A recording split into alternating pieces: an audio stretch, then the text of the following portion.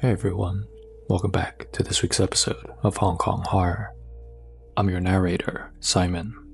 Tonight, we're taking a trip back to Japan together as we dive into an older local story from Saitama Prefecture that's pretty terrifying and heartbreaking at the same time. Let's dive right into it. In the late 1990s, there was a young architecture student. Let's call him Kenji. So, Kenji was working as an intern at a small design firm in Tokyo at the time. The firm was not a large international firm. It only employed 5 people, including himself. It was led by a middle-aged architect named Mr. Ishida. Most days, Kenji's duties were pretty simple: filing paperwork in the office, getting coffee, and occasionally surveying old properties, taking measurements, photographing interiors and exteriors, then redrawing the structures into CAD files. It wasn't glamorous work, but for an intern, it was valuable experience. One morning, Mr. Ishida placed a thick file on Kenji's desk. Inside was a commission for an old house in Saitama Prefecture. The property had been left behind by the owner's grandmother, and now the family was considering renovating it into a guest house. Ishida gave Kenji the key. Go there tomorrow morning, he instructed. Take some photos, measure everything. Be careful though. The place has been empty for years. Old houses can have termites or rotting beams, so just watch where you're stepping. We don't want you getting injured. Kenji agreed, quietly thrilled. This would be his first time handling a survey alone. The next morning, after a few train transfers and a long bus ride, Kenji finally arrived at a tiny rural town. It was nearly 12 in the afternoon by the time he reached the house, which was surrounded by rice fields and trees. The house looked abandoned and faded, but the frame looked solid. Kenji took the key out and unlocked the front door and stepped inside. The stale air hit him immediately. It smelled of dust and mildew. He set down his bag, took out his flashlight, and began his work. The entryway was blanketed in dust, the kind that clung thick to every surface and rose in little clouds with each step. On the wall, a small wooden rack leaned slightly, burdened by a single forgotten item, a child's raincoat. Once bright yellow, it now hung limp and colorless. Kenji worked methodically, measuring the living room, kitchen, and bathroom. Out of curiosity, he tested the faucet. Nothing. The water had long since been cut off, as expected. In the master bedroom, as he was doing his measurements, he accidentally bumped into the wardrobe, knocking a binder off of it. It fell to the floor with a loud thud, scattering a bunch of papers across the floor. It seemed like hospital records. As Kenji went to pick them back up, he noticed that the name of the patient was someone named Hiroshi. The diagnosis listed a rare condition: congenital porphyria and photosensitivity. The records explained that sunlight exposure can cause blistering, necrosis, and even death. Kenji carefully put the papers back and continued his work. At the end of the hallway, one room was marked by a sticker: Hiroshi's room. Inside, the space was different from the rest of the house. It was carpeted, with a small bed and a towering bookshelf stacked with manga and toys. In the corner, a CRT television sat behind an old Super Nintendo gaming console. But the windows were boarded shut from the inside, thick planks nailed tight. The nails were rusted with age. On the walls hung childish crayon drawings. One depicted a boy playing with another boy around the same age. At the bottom, in crooked handwriting, was the name Hiroshi. On the desk laid a sketchbook. Kenji flipped it open out of curiosity. The first page was scribbled black. Today, I can't go outside again. Mommy says the sun will make me sick. The second page showed a boarded up window.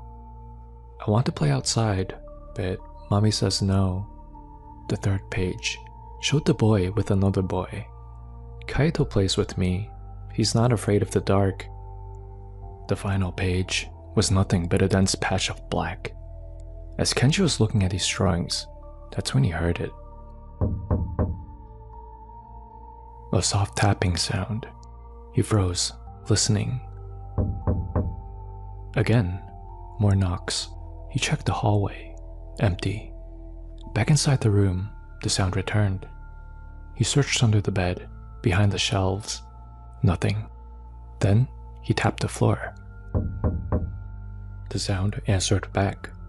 Pulling aside the carpet, Kenji found a hidden hatch. A crude ladder descended into darkness. He hesitated, then climbed down. The cellar was damp. Its walls were rough stone. In one corner lay a pile of blankets. As his flashlight beam swept across them, the blankets bulged. A frail voice whispered, "Mommy?" A small hand emerged, pulling back the covers. A pale little boy's face stared back at him. The boy asked, "Who are you?" "Have you seen my friend Kaito? Mommy introduced me to Kaito. He plays with me." Kenji could barely breathe. Finally, he stammered, "Why are you here?" The child answered softly, "I live here. This is where I play with Kaito." Kenji's chest tightened. Was this an abandoned child? This can't be the child from the drawings, right? That child should be grown up by now. Who was this? He promised the boy he would call for help, and hurried out. A few minutes later, police arrived. Kenji led them to the cellar. They went down, then came rushing back out, faces pale. More officers arrived, then more. Finally, an officer told Kenji what was going on. Inside, they couldn't find any living child, but they found two corpses, one of a little boy and one of a woman. They've been dead for years. The boy, Hiroshi, had died from complications from his illness. The woman, his mother, overdosed on sleeping pills next to her son. The boarded window, the sealed room, all of it, had been the mother's way of protecting him from the sunlight. But there was more. Behind the boy's body, police found a note. In it, the mother confessed a terrible secret. Children in nearby prefectures had gone missing, 7 to 9-year-old boys. They had all been found alive, but all of their testimony were strange. Each said they had been cared for by a kind auntie in a windowless room. She fed them, played with them, read them stories, but always insisted on calling them Hiroshi. In her letter, the mother wrote, "I'm writing this letter to confess. Hiroshi has left me for weeks now, but I can't let go of him. I'm keeping him in the cellar. I've been abducting some of the local children occasionally. I know that they are not my Hiroshi, but when I see their smiles, I could imagine my son, if only he had been healthy. Each time I returned them, because they had families of their own waiting for them. And as much as I wanted them to stay with us forever, I know that their parents would be heartbroken. I cannot go on anymore. I can't live with this pain anymore. I must be with him. I must be with my son now." Kenji couldn't shake the image of the pale boy in the cellar, whispering, "Kaito, is that you?" Even in death, Hiroshi was still waiting for his friend. Later, the property owner called to apologize. The woman in the house was his aunt. She disappeared years ago, and no one could figure out where she went. He told Kenji that he would demolish the whole house and rebuild it from scratch.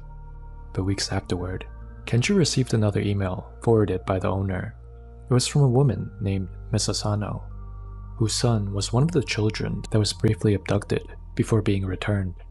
Her message read, "My son is grown up now, but for years he was haunted by confusion. After learning the truth, we can finally understand. Though her actions were wrong, I know she only wanted to care for the child she lost. My son said she was kind, but every time he went into that cellar, he only remembers there being a kind boy that lived down there, and they played together." So, what do you think happened here in Kenji's story? Did he see the spirit of Hiroshi in the cellar that day? I personally think that this story isn't just about a haunted house, but about maternal love twisted by illness and the weight of grief. From a Chinese cultural perspective, the real terror here isn't only the ghost in the cellar, but the mother's refusal to accept Tianguo, cause and effect. She couldn't accept her son's fate, so she tried to fight against destiny. In doing so, she created more suffering for herself and for her child. and even for strangers' children. I want to break down what I think happened in this incident from a Chinese cultural point of view. Losing a sick child is devastating in any culture, and I would never wish this upon anyone. But in Chinese belief, refusing to let go of the dead creates a heavy imbalance. Spirits must be allowed to cross the Wangjunlo, the Yellow Springs Road, the path to the afterlife. By clinging on with a tight grip, she blocked Hiroshi's soul from moving on. That's why his ghost still lingered in the house. The mother abducting children, even though she returned them, would be seen as crossing a moral and spiritual line. It's not just a crime in the human sense, but a violation of Yunyip, cause and effect. She tried to fill her void by stealing from others. In Chinese folklore, this kind of act stains both souls, hers and her son's. The boy, who should have been reincarnated, instead became a Guan Ye Guai, a lonely wandering spirit, all because his mother's obsession bound him to the mortal world. Also, by ending her own life in the house next to her son, she sealed the house with yin energy. In Chinese belief, ending one's own life anchors the spirit to the spot, trapping it.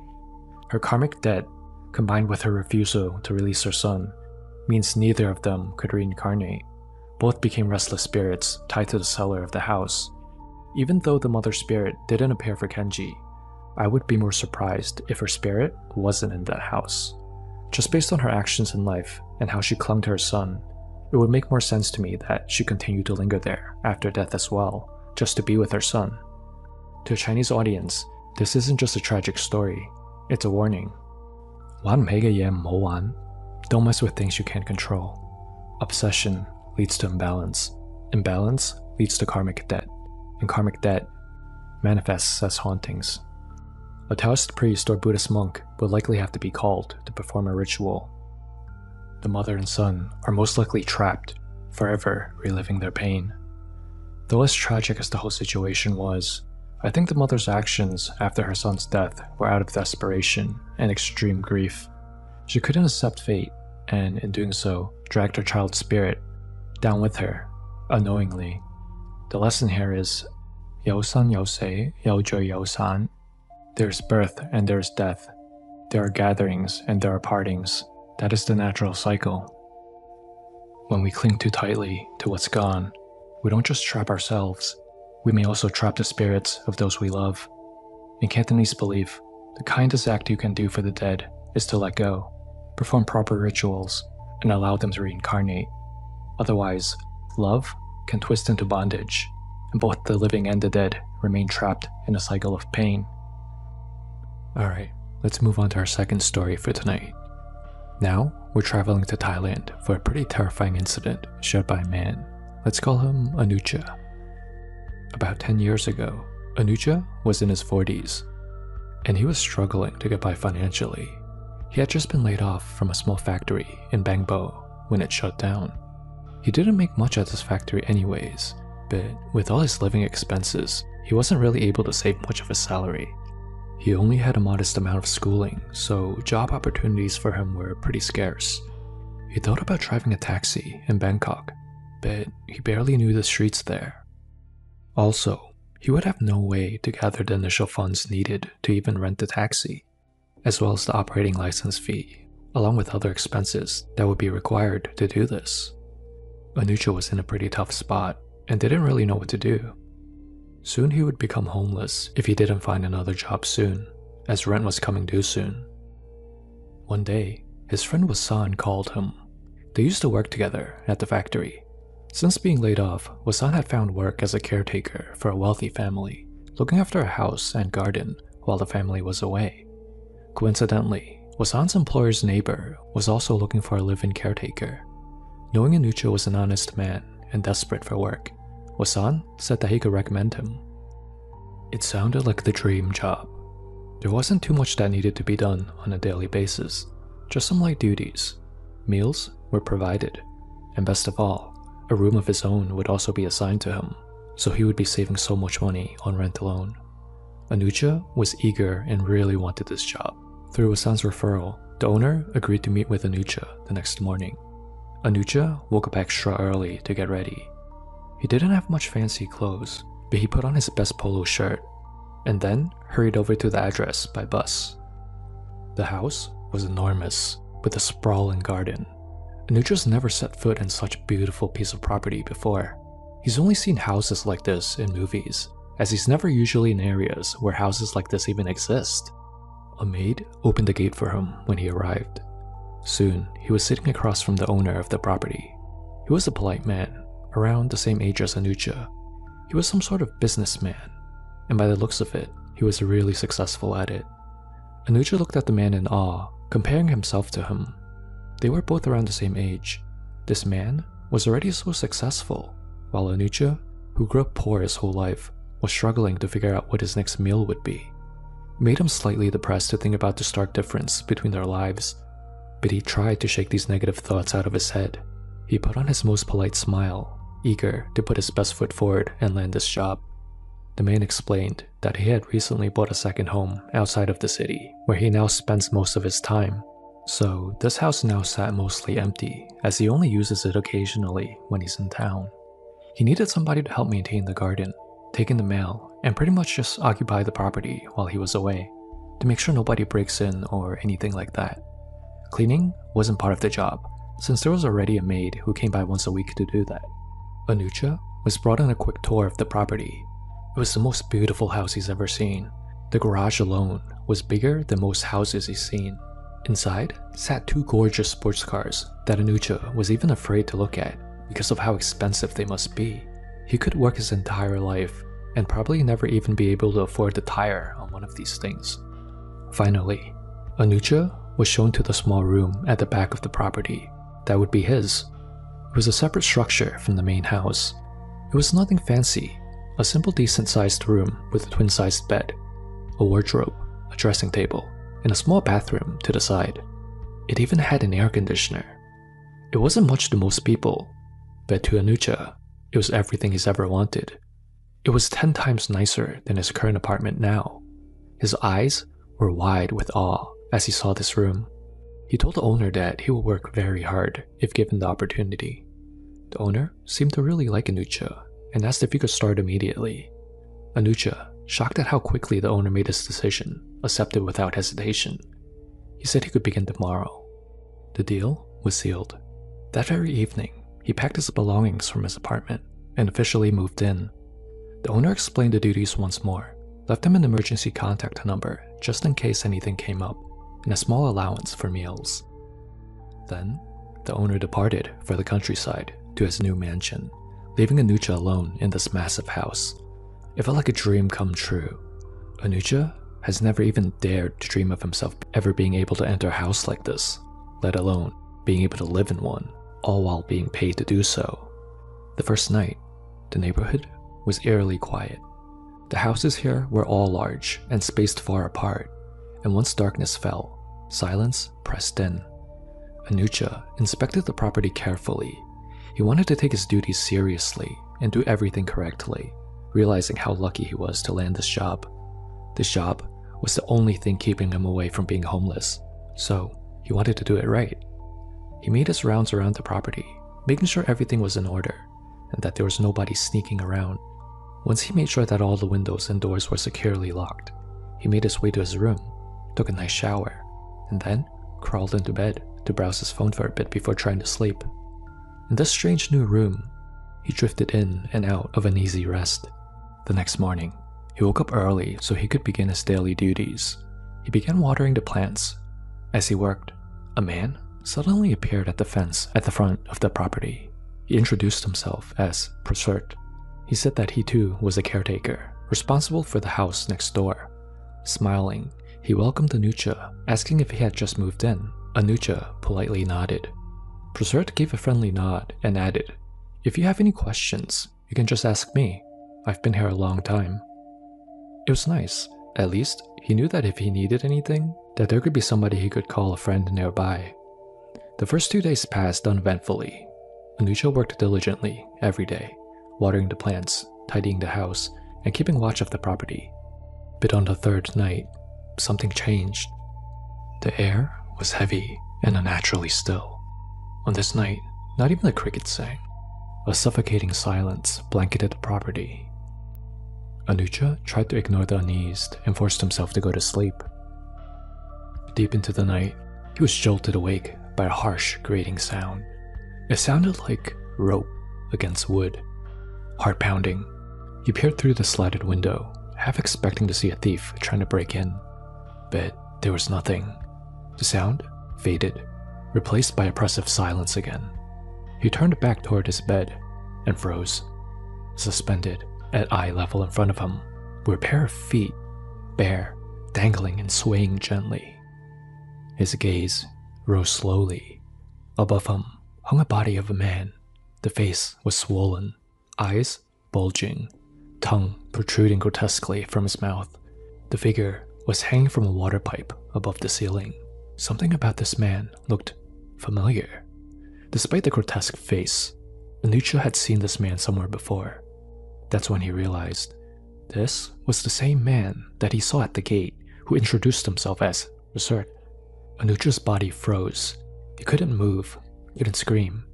And then the corpse began to sway, slowly rocking back and forth as if he was on a swing in the playground. Just as his terror peaked, a voice whispered directly into his ear. "Do you want to try it yourself? You'll enjoy it." Followed by a demonic laugh.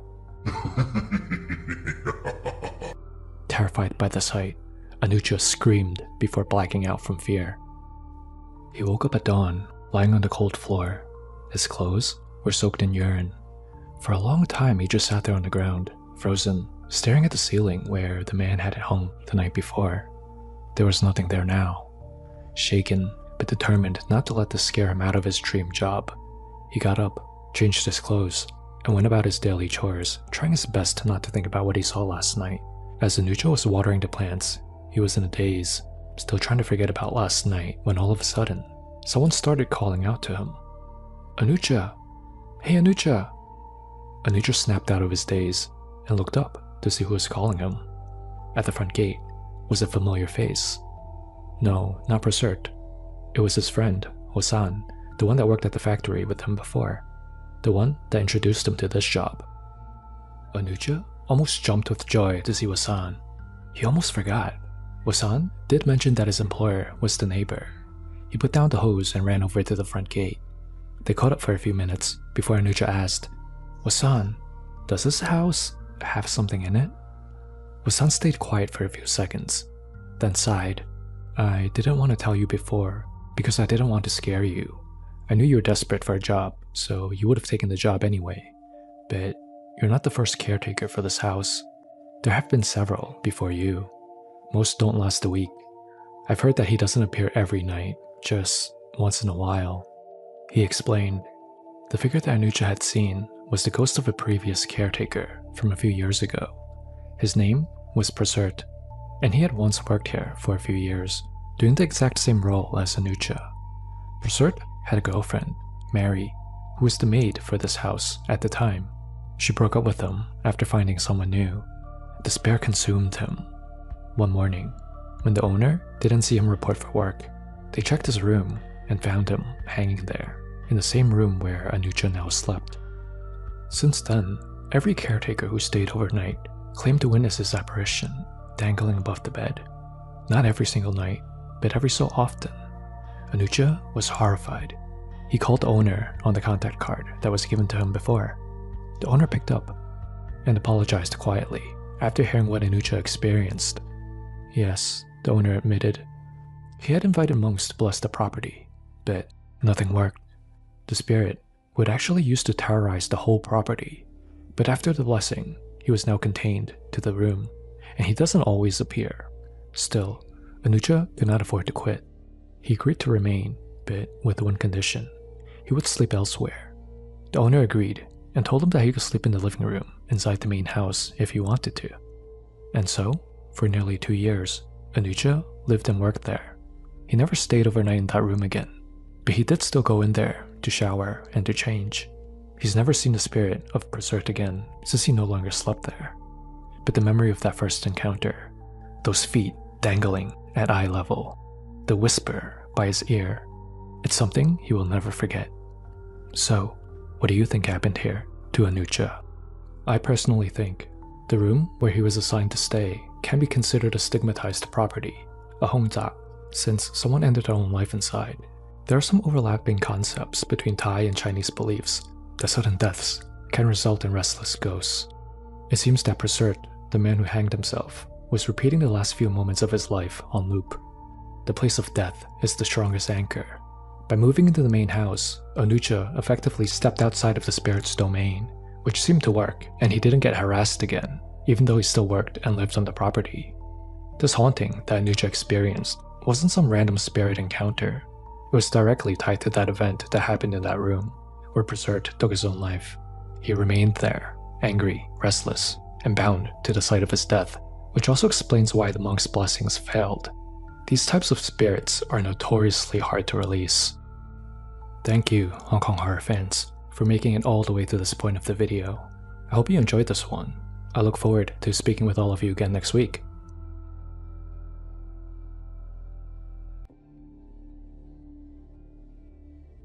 Hey everyone, welcome back to another episode of Hong Kong Horror.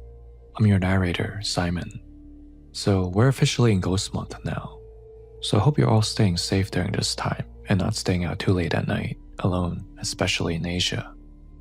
Tonight, I'm going to cover some darker stories that don't always end on a positive note.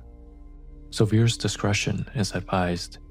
I've covered stories regarding dark magic in other episodes, and many of you agree with me on how dangerous these dark rituals are. But are you familiar with something that's possibly equally as dangerous? It has many different names in different parts of the world. In Cantonese, we call it Deep Sin. Here in the West, we know it more as the Ouija board. They're pretty much different versions of the same thing. This is something you should never participate in if you want to avoid disaster in your own life. There's an old Chinese saying, 请神容易,送神難. The meaning is simple.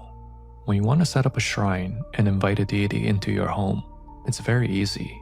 But when you no longer wish to worship this deity anymore, what are you supposed to do? Throw the statue of the deity into the trash? Of course not. Many people who are in this position, out of convenience, sneak out in the middle of the night and abandon the deities at a small temple. These abandoned idols become what people call fallen gods. Though gods are compassionate and forgiving, and they won't punish you, but still, this is deeply wrong. Now, if it's already so difficult to send gods away, then think about this. Inviting spirits is also easy, but sending them away is even harder. Once you've invited a spirit in and think you could just abandon it somewhere, you're in for a nasty surprise. So there are 3 well-known spirit inviting games in China. Deep Sin translates to saucer spirit, Jin Xin translates to coin spirit, and Butt Xin translates to pen spirit. All 3 are methods of spirit inviting rituals, using different items. Many people who play these ended up going through some kind of disaster in their life, or even losing their lives afterwards. That's why, back in the 1960s, the Taiwanese government actually issued an official ban on making or selling anything related to these practices. But the game survived, underground, with students and kids continuing to make their own DIY setups using bowls, coins, and hand-drawn papers as the board. Tonight, I want to share some of these incidents with you. After each story, I'll share a little bit about what I personally think happened from a cultural perspective. Our first story revolves around Deep Sin, the spirit saucer. It's played on a paper board with some Chinese characters written on the paper, numbers on the top, yes and no options written on the bottom. It's pretty much a Chinese version of the Ouija board in the West. Players would then place a small bowl or dish upside down on the piece of paper. And then, all players would put their finger on the dish while asking questions, and the dish will be guided by the spirit to the words or numbers on the board. So this first incident was shared by a man in China.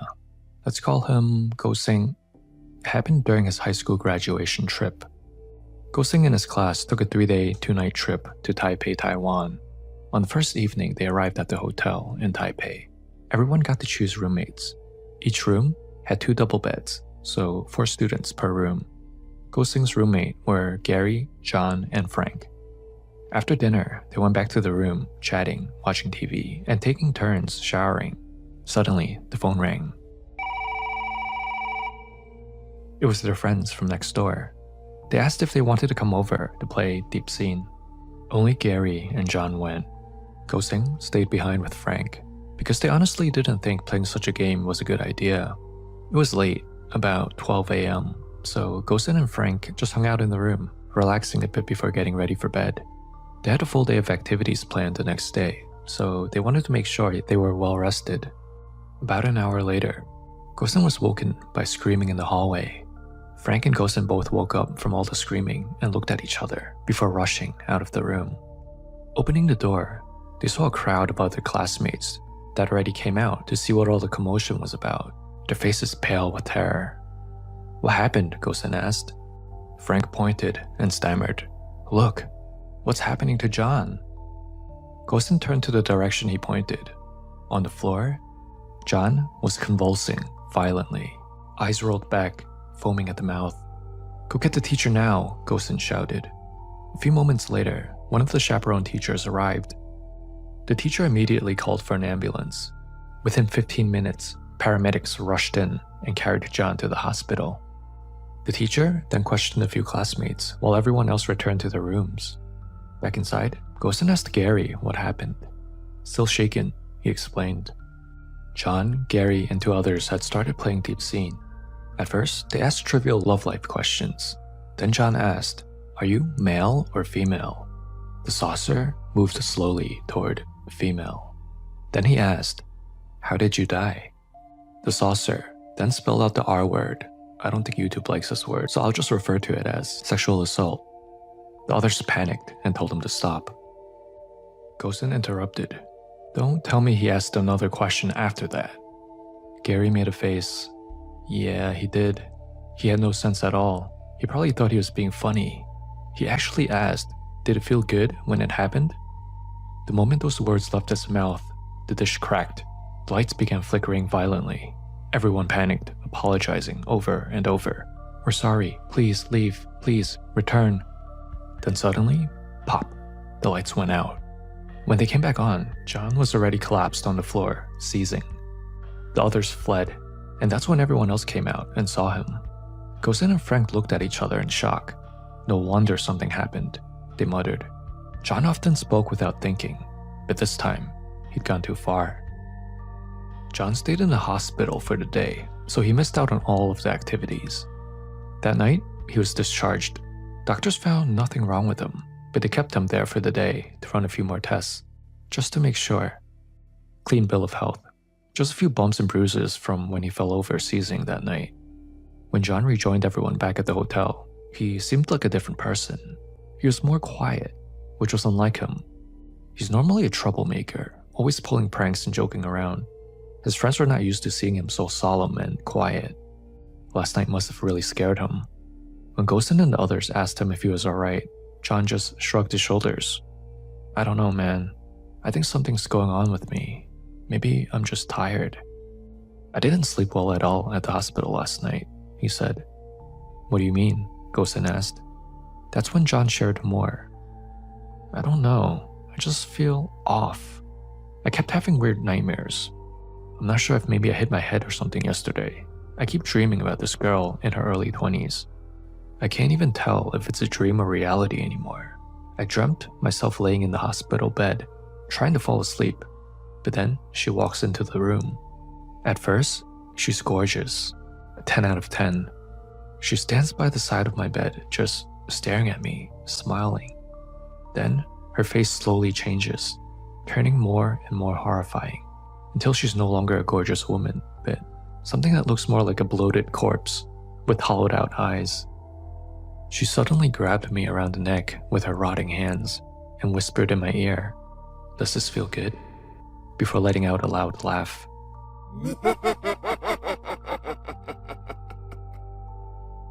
I would then wake up, and I'm in the same position as I was in the dream. It felt like no dream at all. I don't know what's going on with me, man. It's like I'm losing my grip on reality. Go-Sing didn't know how to respond to this at all. He just tried to comfort him and told him that he had a rough night. The bed at the hospital couldn't have been comfortable, so he probably had nightmares from being so exhausted. They all went to bed early that night, as everyone was exhausted. At around 2 a.m., Gosen woke up to the sound of a loud banging in the dark room. He laid in bed, groggy, listening to what was going on. It was a loud bang followed by what sounded like muttering, but he couldn't make out who was talking or what was being said. Gosen reached over for the bedside lamp and switched the light on, and that's when he saw it. John was standing in the corner of the room, talking to himself. The banging noise was him slamming his head against the wall, full force. There was blood on the wall, and it was running down his face. Even with the lights on now, he continued. Even harder this time, followed by him saying something. Gosen and the others in the room rushed over to see what was going on. Again, the friends pulled John away from the wall. He was bleeding profusely now after hitting his head over and over and over again on the wall. It was as if he was in a daze. Gosen could hear what he was saying over and over now. He kept saying, "Does not feel good. Does not feel good. Does not feel good," under his breath. Gosen sent to get the teacher again, and John was sent right back to the hospital. They didn't see him for the remainder of the trip, as John stayed in the hospital the whole time for observation and further tests to see what was going on with him. When they returned to school, John never came back for the graduation ceremony. They tried to reach out to John after the ceremony, but John's parents always dismissed them, saying that John was sick and would need to be in the hospital for a bit, and it just seemed like they didn't really want to deal with anyone at the moment. Years later, at a reunion, Gosen learned from classmates that John had completely lost his mind since they sent him to the hospital that night. He was sent to an asylum where he would mutter day after day, "Does not feel good. Does not feel good." So, what do you guys think happened here to John? Deep Scene is a deeply taboo game in Asia. It is said one should never touch it unless you want tragedy to come find you. There are many rules to follow and questions that you should never ask if you ever do find yourself in the situation. The most important one is never ask how they died. Do you know why? In Chinese folk belief, spirits linger because of unfinished business or unresolved suffering. Asking how they died reopens the trauma, forcing them to relive their death, which may provoke anger, sorrow, or even resentment. Many of the spirits that linger in this world are victims of violent deaths, from murders to them ending their own lives to violent accidents. These are usually the types of spirits that come when you play this game, and these are the most dangerous kinds of spirits. If angered, it may trigger them to want to possess the player. This is why stories of fainting, hysteria, or sudden sickness are pretty common themes after players ask this question. Also, this game depends on keeping the spirit cooperative until you dismiss it. If you touch on painful or forbidden subjects, the spirit might flip and refuse to leave when told, which is extremely dangerous. It's pretty obvious, but John did so many things wrong in this situation. He asked forbidden questions, such as how the spirit died. This first question alone already crossed a big cultural line. The spirits who respond to Deep Scene aren't benevolent ancestors. They're usually wandering ghosts, known in Cantonese as Gu Wan Ye Guai. They're lingering because of violent or unresolved deaths. Asking them to relive this trauma is like ripping open an old wound. It stirs up resentment, which makes them unstable and dangerous. What's worse was John's follow-up question. He was pretty much directly mocking the spirit, basically asking to be possessed. When the dish cracked and the lights flickered when John mocked the spirit, both are classic signs of a spirit's anger. In Chinese ghost stories, when the object used in the ritual breaks, it's not just coincidence. It's a sign that the spirit has fully manifested. Broken saucer means the bridge object that allowed communication has been shattered, and now the ghost isn't contained by the rules of the game anymore. As for John's nightmare at the hospital, I don't think he was having a random nightmare due to sleeping on an uncomfortable bed.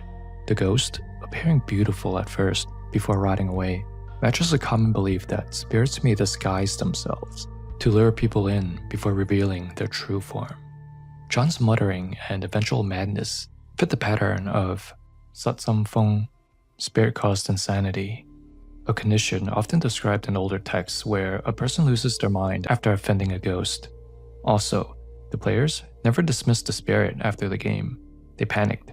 None of them followed the proper ritual to send the spirit back. With Deep Scene, you're supposed to thank the spirit, guide the saucer back to goodbye, and burn the paper afterwards. By letting the saucer break mid-session, apologizing frantically, and then fleeing in fear, they essentially left the door wide open. That explains why the ghost wasn't confined to the session. It followed John back to the hospital, into his dreams, and finally, into his mind. Alright, let's move on to our second story for the night. This story was shared by the mother of a young woman. Let's call her Dee Dee. Instead of Deep Scene, the story is about the other variation, Butt Scene. It's very similar to Deep Scene with the same paper board, but instead of a dish, a pen is used. The players all hold a pen together as it's supposedly guided by the spirit to circle responses on the board. One day, their classmate Sammy brought a large piece of paper to class.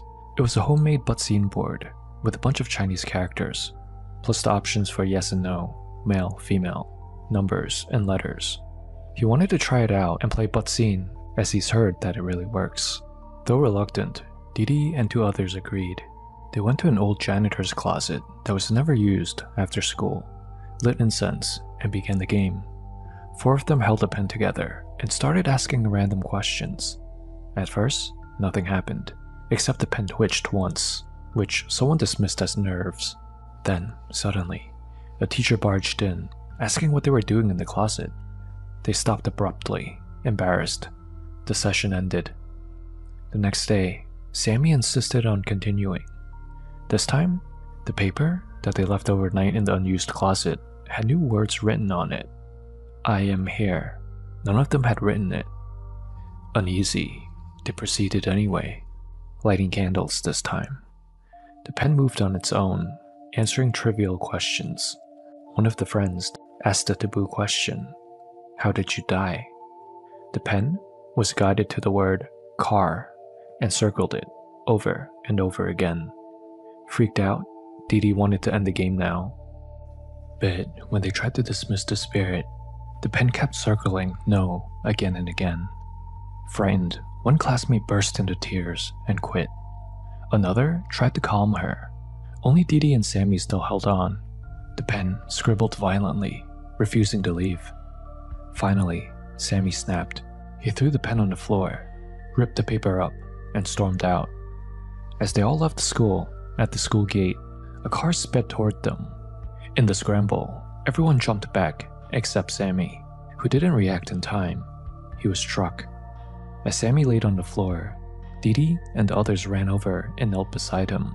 As some bystanders went to call for help, Dee Dee suddenly felt an icy hand grab her own. Looking up, she saw a girl in a school uniform with long hair.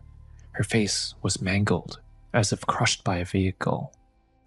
With her other hand, this girl grabbed Dee Dee's throat and hissed, I've waited a long time for a moment like this. Don't you dare interfere. Dee Dee stared frozen in horror as this girl slowly began to vanish. Sammy survived the impact, but from that day onward, his behavior changed. He scribbled nonsense in his notebooks, laughed manically in class, and even stabbed his own hand with a pen until he fainted. Teachers whispered that he's been possessed. As for Dee Dee and the other 2 friends that participated in this game, not long after, their lives started on a downward spiral as well. The 2 friends both eventually passed away, months apart, from sudden health complications that came out of nowhere. As for Dee Dee, her mental state started to deteriorate as days went by, to the point where she does not even recognize her own mother anymore. She, like John from our last story, ended up in a mental institution where others had to care for her. The story survives only because Dee Dee's mother recounted it. So, what do you think happened here in Dee Dee's story? Is it just coincidence that everyone that participated in this game that day all ended up dead or lost their minds? Can you think of any logical explanation that would have caused this? So, in my opinion, a few things are happening here in this incident. Dee Dee and her friends opened the door, but it was never shut. In all these spirit-inviting rituals, Deep Scene, Butt Scene, Unseen, The golden rule is, if you open the door, you must close it properly. In Didi's case, the first session was interrupted by a teacher. That means they never formally dismissed the spirit. Spirits don't care if you're embarrassed. To them, the ritual was opened and then abandoned. That leaves the door wide open. When they returned the next day, the "I am here" message shows that the spirit had already taken root. That's a classic sign of a stubborn guest, a spirit that refuses to leave because it was not formally sent away. In Chinese but-seen lore, when the object, the pen, saucer, or coin, won't cooperate during dismissal, it means the spirit is asserting dominance. It doesn't want to leave. The pen, circling no over and over again, is the spirit rejecting their authority. By tearing the paper up and throwing the pen away, Sammy essentially broke the contract violently. From a cultural lens, that's an insult, and it ensures that the spirit won't just leave quietly. Sudden accidents right after unfinished rituals are very common in these types of stories. The belief is that once the spirit is angered, it looks for ways to claim something, a life, sometimes vitality. Sammy's descent into madness, scribbling nonsense, stabbing himself with a pen, is textbook possession in folk belief. The other two friends who had sudden unexplained deaths reinforced the idea of spiritual debt. When a group breaks ritual, sometimes the spirit doesn't just attach to one person, it divides its curse among them. Didi's own downfall reflects what Chinese elders would call "guai mai sam hu," meaning the ghost has confused the heart and mind. Where John's story is about mocking the spirit's pain, Didi's is about leaving things unfinished. Both are fatal mistakes. Ritual interruption equates to unfinished business. Once begun, the game is a pact. Spirits take that very seriously. An improper dismissal is dangerous. You can't just rip up the paper and storm off. To the spirit, that's like slamming the door in their face. They may stick to you out of anger. In Chinese beliefs, when a spirit feels wronged, it may demand repayment through misfortune, injury, or even life. And that brings us to the end of tonight's episode. I apologize if you found tonight's stories a bit too dark, but I hope you enjoyed them. Once again, thank you so much, Hong Kong horror fans, for listening all the way up until this point of the video. Looking forward to speaking with all of you again next week.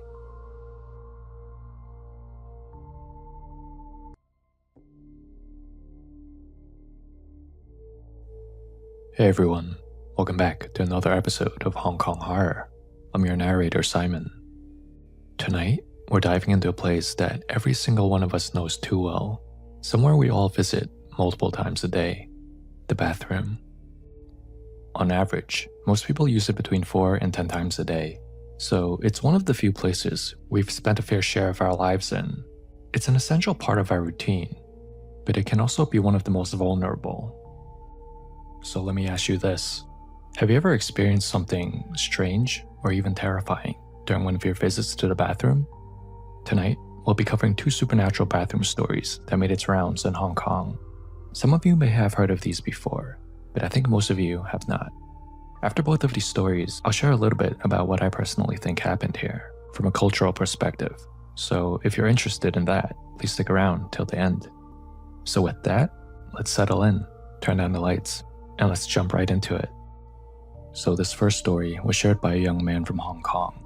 Let's call him Henry.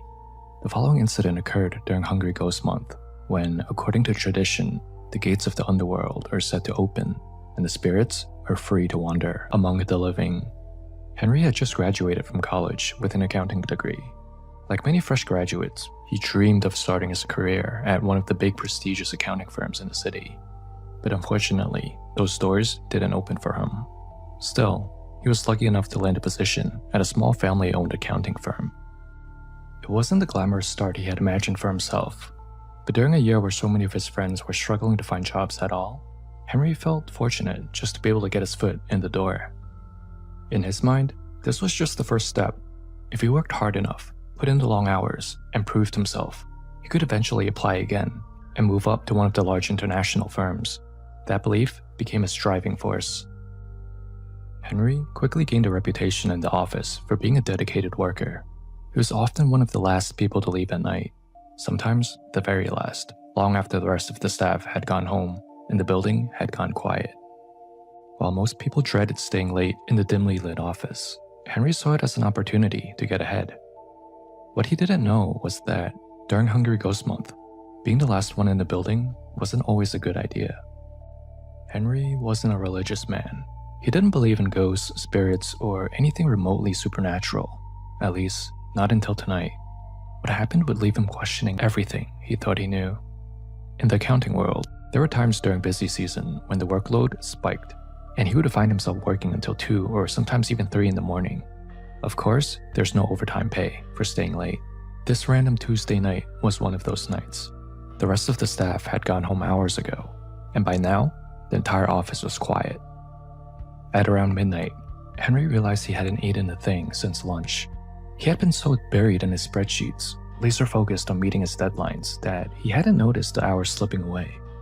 Now, his stomach was making it impossible to ignore. With a sigh, he decided to take a short break to head downstairs and grab something quick from one of the nearby 24-hour stalls. He wanted to be back at his desk in 15 minutes. He grabbed his phone, his wallet, and the office keys, unaware that stepping out of that quiet office was going to change the rest of his night. The building had a small unisexed bathroom on each floor, tucked behind the stairwell, only accessible with the key meant for that floor's tenants. Since it was on the way out anyway, he decided he might as well use it before heading downstairs to grab food. As he walked toward the bathroom door, a man in a white dress shirt stepped out. Henry was busy scrolling through a backlog of text messages. He hadn't had time to check while he was working, so he didn't look up directly at this man. Still, as they passed each other, Henry felt an odd chill, a cold breeze that didn't belong in the still, stuffy hallway. Out of the corner of his eye, he saw the man turn the corner toward the stairs. He didn't think much of this. After using the restroom, Henry waited by the elevator. That's when the thought struck him. Hold on. Why would anyone else still be here?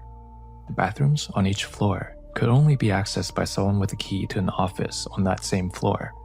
And at this hour, there shouldn't have been anyone else around. The other tenants on Henry's floor were small shops. None of them stayed open later than 9 p.m. It struck him as a little odd, but he brushed it off and went downstairs for food. When he returned, his office was the only one with the lights still on. That night, nothing else happened, but the next evening, Henry found himself working overtime again. He had the radio playing softly in the background, keeping him company in the otherwise silent office. Then, without warning, the station cut out, replaced by a sharp wave of static and strange distorted voices. It sounded like a bunch of different radio stations mixing together. Strange, Henry thought, as he turned the radio off, stretched, and glanced at his watch, 1:58 a.m. He decided to take a quick bathroom break before diving back into work. Stepping into the dim corridor, he was met with an unsettling sense of déjà vu. As he reached the bathroom door, a man in a white dress shirt stepped out again. The same man he'd seen the night before. This time, Henry's eyes followed him. The man walked past without a glance, heading toward the stairwell, then slowly ascended the stairs to the next floor, disappearing into the shadows above. Curious, Henry tried the bathroom door without his key. Perhaps the lock is broken, and anybody could just enter. That would explain why people from other floors would be able to use it. But as Henry tried to turn the knob, it was locked. It wasn't broken, so you would need the key to enter. After using the restroom, Henry returned to his desk and decided that he was at a good stopping point for his work. He decided to call it a night and start heading home. He grabbed his laptop, put it in his backpack, and headed over to take the elevator downstairs. At the ground floor, as the elevators opened, he ran into the night guard who was about to step in. He must be heading up for patrol. Henry stepped out first, turned to say goodnight to the guard, and froze. Behind the guard was the man in the white shirt, except now he was semi-transparent. His lower jaw was missing. His whole body looked fractured and mangled, and his eyes stared vacantly as he stepped into the elevator behind the guard. The guard didn't seem to notice the man behind him at all. Instead, he grinned at Henry and joked, Working half day today? It's only 2 a.m. he said with a chuckle. He tapped the closed door button on the elevator. Henry couldn't bring himself to laugh. His hands were trembling. His voice refused to work. He just stood there, frozen, eyes fixed on this man in the white dress shirt as the elevator doors slid shut. That image, cold, deformed, expressionless, burned itself into Henry's mind. Later, Henry looked into the building's history. That was when he learned that, years before he started working here, someone had jumped to their death from the upper floors of that very building. From that night on, Henry made sure he was out of that office before 11 p.m. He'd rather come in earlier to get his work done. He avoided that bathroom as much as he could, unless it was absolutely necessary. This next story also takes place in a restroom, but this time it's in a cafe. At the time, Nora was 19 years old, a university student who had just started a part-time job at a small neighborhood cafe. She'd only been there a few weeks when her boss approached her with a request. Could she switch to the night shift on the weekends, staying until closing at 11:30 p.m. The night shift paid a bit more, and Nora was saving up for a new MacBook, so she agreed without hesitation. She figured it would be an easy way to pad her savings, just a few late nights each week. She had no idea that one of those nights would leave her with a story she'd never forget. The night in question fell right in the middle of Hungry Ghost Festival in Hong Kong. Before heading home around 8 p.m., the boss stepped outside with a small metal basin, placed it by the curb, and lit a stack of joss paper. The thin smoke curled upward into the humid night air, a traditional offering meant to keep wandering spirits at bay and protect the shop. With that done, he wished Nora and her coworker Adam a good night, then locked up his office and left them to handle the close. It started raining shortly after the boss left, putting out the flame outside that was burning the offerings. By 10:30 p.m., business had slowed to a crawl. With no new customers coming in, Nora and Adam decided to get a head start on their closing duties so they could lock up right at 11:30 and head home. Nora took the bathroom, scrubbing and wiping it down, while Adam took the trash outside the front. That's when the door chime rang. A middle-aged woman stepped inside. She wore black pants and a white jacket. Her hair was damp, as if she'd been caught in the rain outside. Her face was pale, and she stood stiffly, shivering slightly as if chilled to the bone. Without ordering anything, she asked if they had a bathroom that she could use.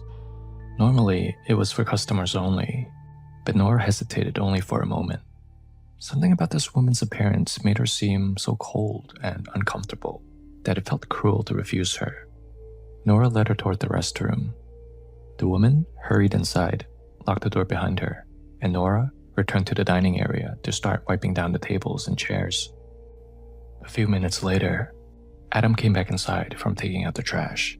When Nora casually mentioned the woman in the bathroom, he looked puzzled.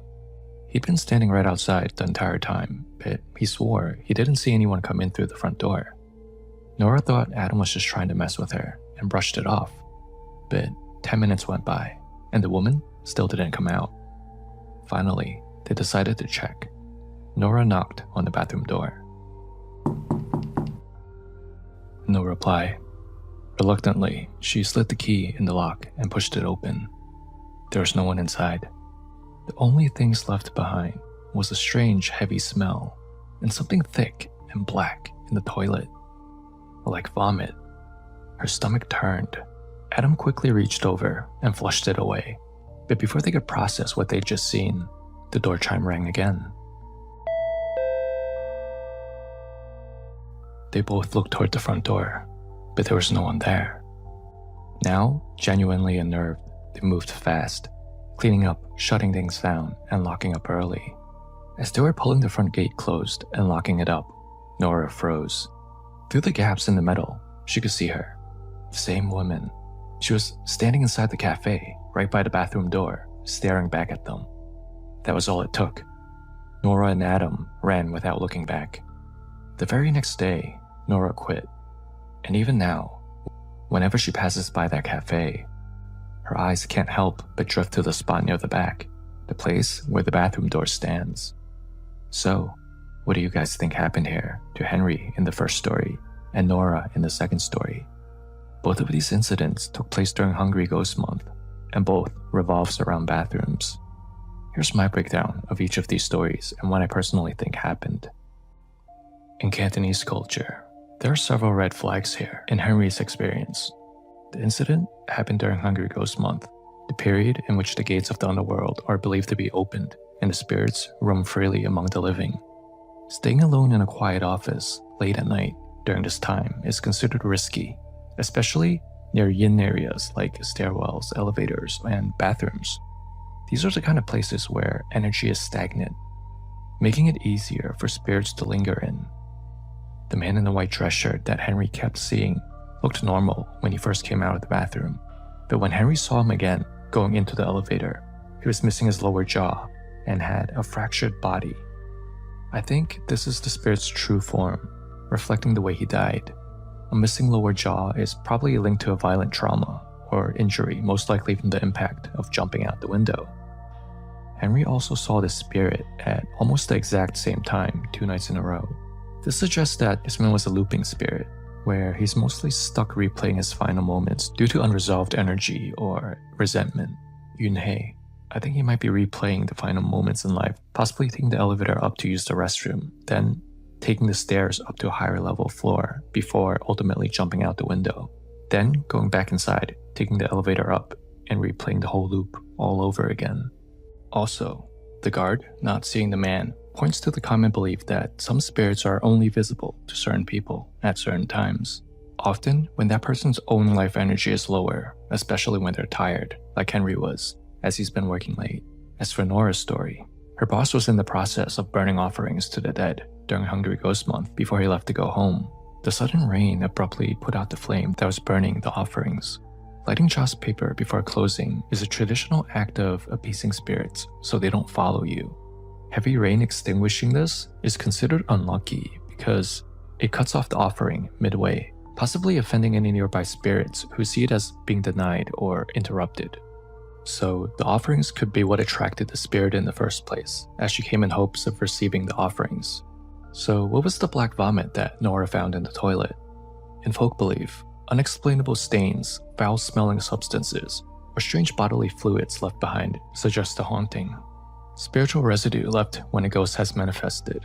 The black color could be symbolically tied to decay and illness, reinforcing that this was not from a living human. Both Henry and Nora's experience have some overlapping details. In both cases, the encounters happened in or near restrooms. In Cantonese belief, bathrooms have heavy yin energy because they are moist, enclosed, and often windowless. They're also considered unclean places, both physically and spiritually. This makes them prime locations for spirits to appear, especially during Ghost Month. This is the time of year when reports of incidents such as Henry's and Nora's spike.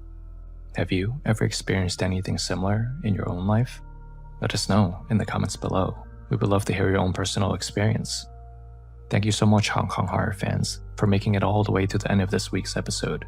I hope you enjoyed tonight's stories, and I'm looking forward for us to meet again next week.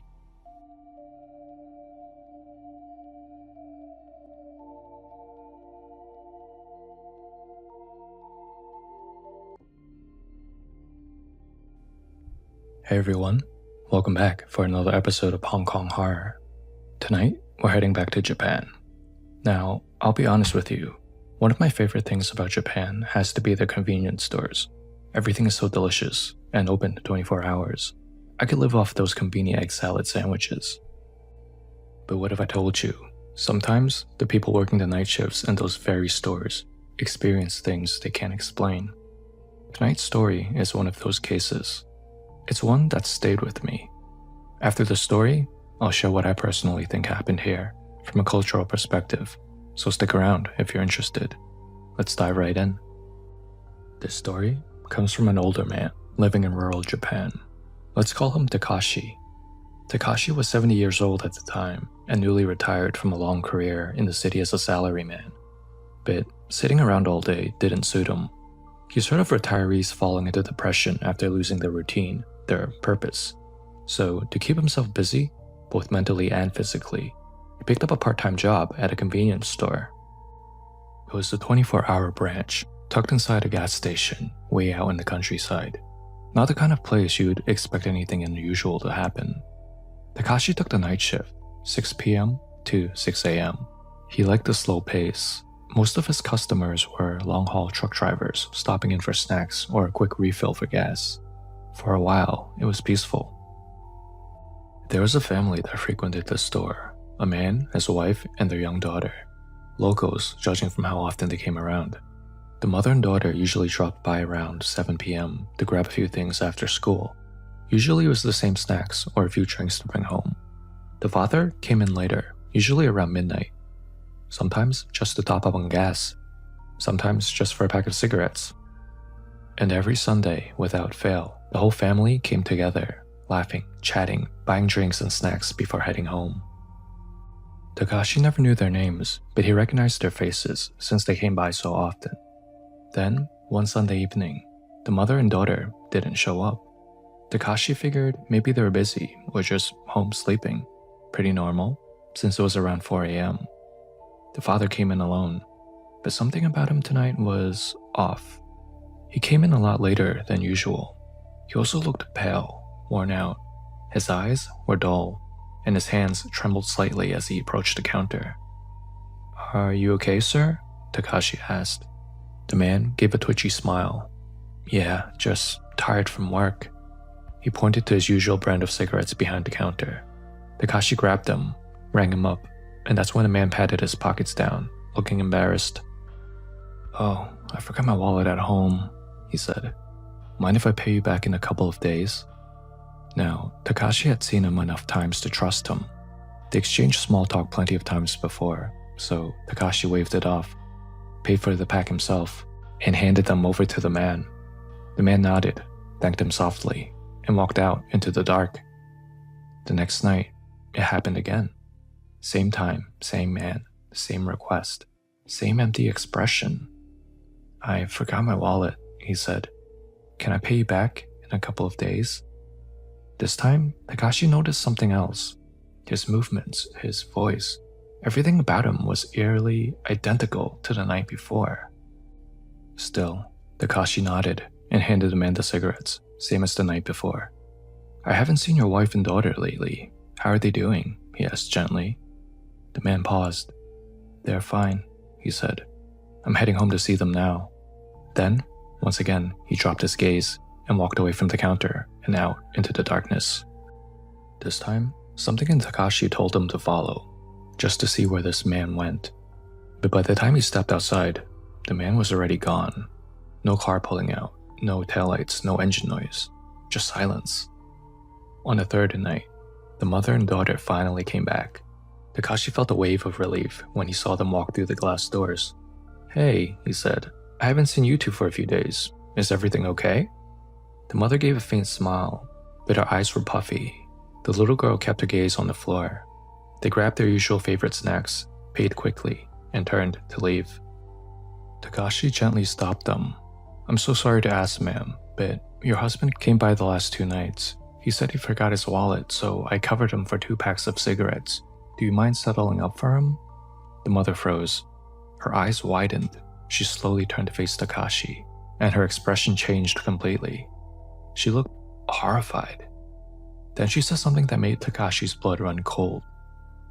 "My husband passed away 2 nights ago." She shared that he had been on his way to work when he realized he'd forgotten his wallet at home. He turned the car around, but on the way back, he was struck by a truck, killed instantly. They hadn't been to the store because they were busy making funeral arrangements.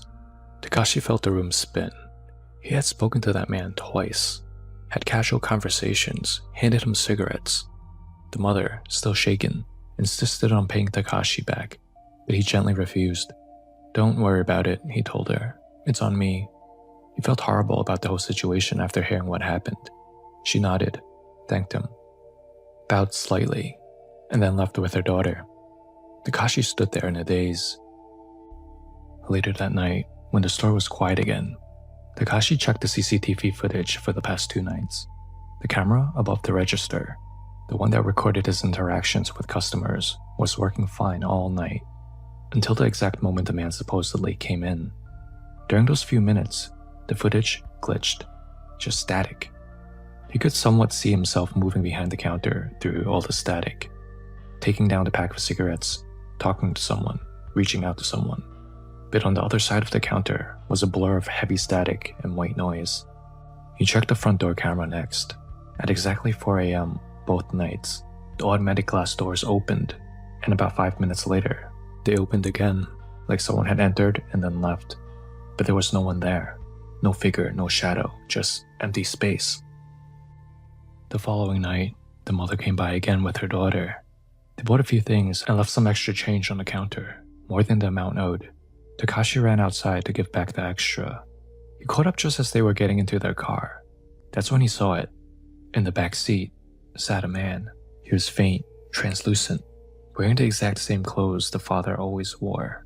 He was staring straight ahead, expressionless, still. Takashi froze. The mother drove away, unaware of what was sitting behind her. So, what do you guys think happened here?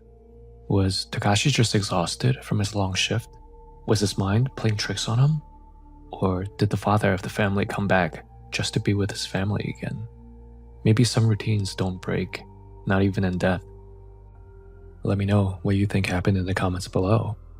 Here's what I think happened here. Sudden or accidental deaths, especially when it happens during routine daily life, is considered a classic setup for a ghost who doesn't know they're dead. This is often referred to as seimanbai, translating to dying with your eyes open, meaning that the soul can't rest due to unresolved matters. The father in the story died unexpectedly and suddenly, on his way home to retrieve his wallet. That unfinished task combined with his regular routine likely trapped his spirit in a loop, repeating what he intended to do before death. It's not uncommon for a spirit to return to familiar places, especially those connected with their final memories in life. These spirits can exist in a liminal state, somewhere between awareness and denial. At first, the ghost often doesn't realize they're dead, which is what I think happened with his father when he came into the store the first 2 nights. But when Takashi saw him in the back of the car, I believe that's when the shift happened. The ghost, by now, most likely has become aware of his death and is choosing to linger just a little longer to be with his family.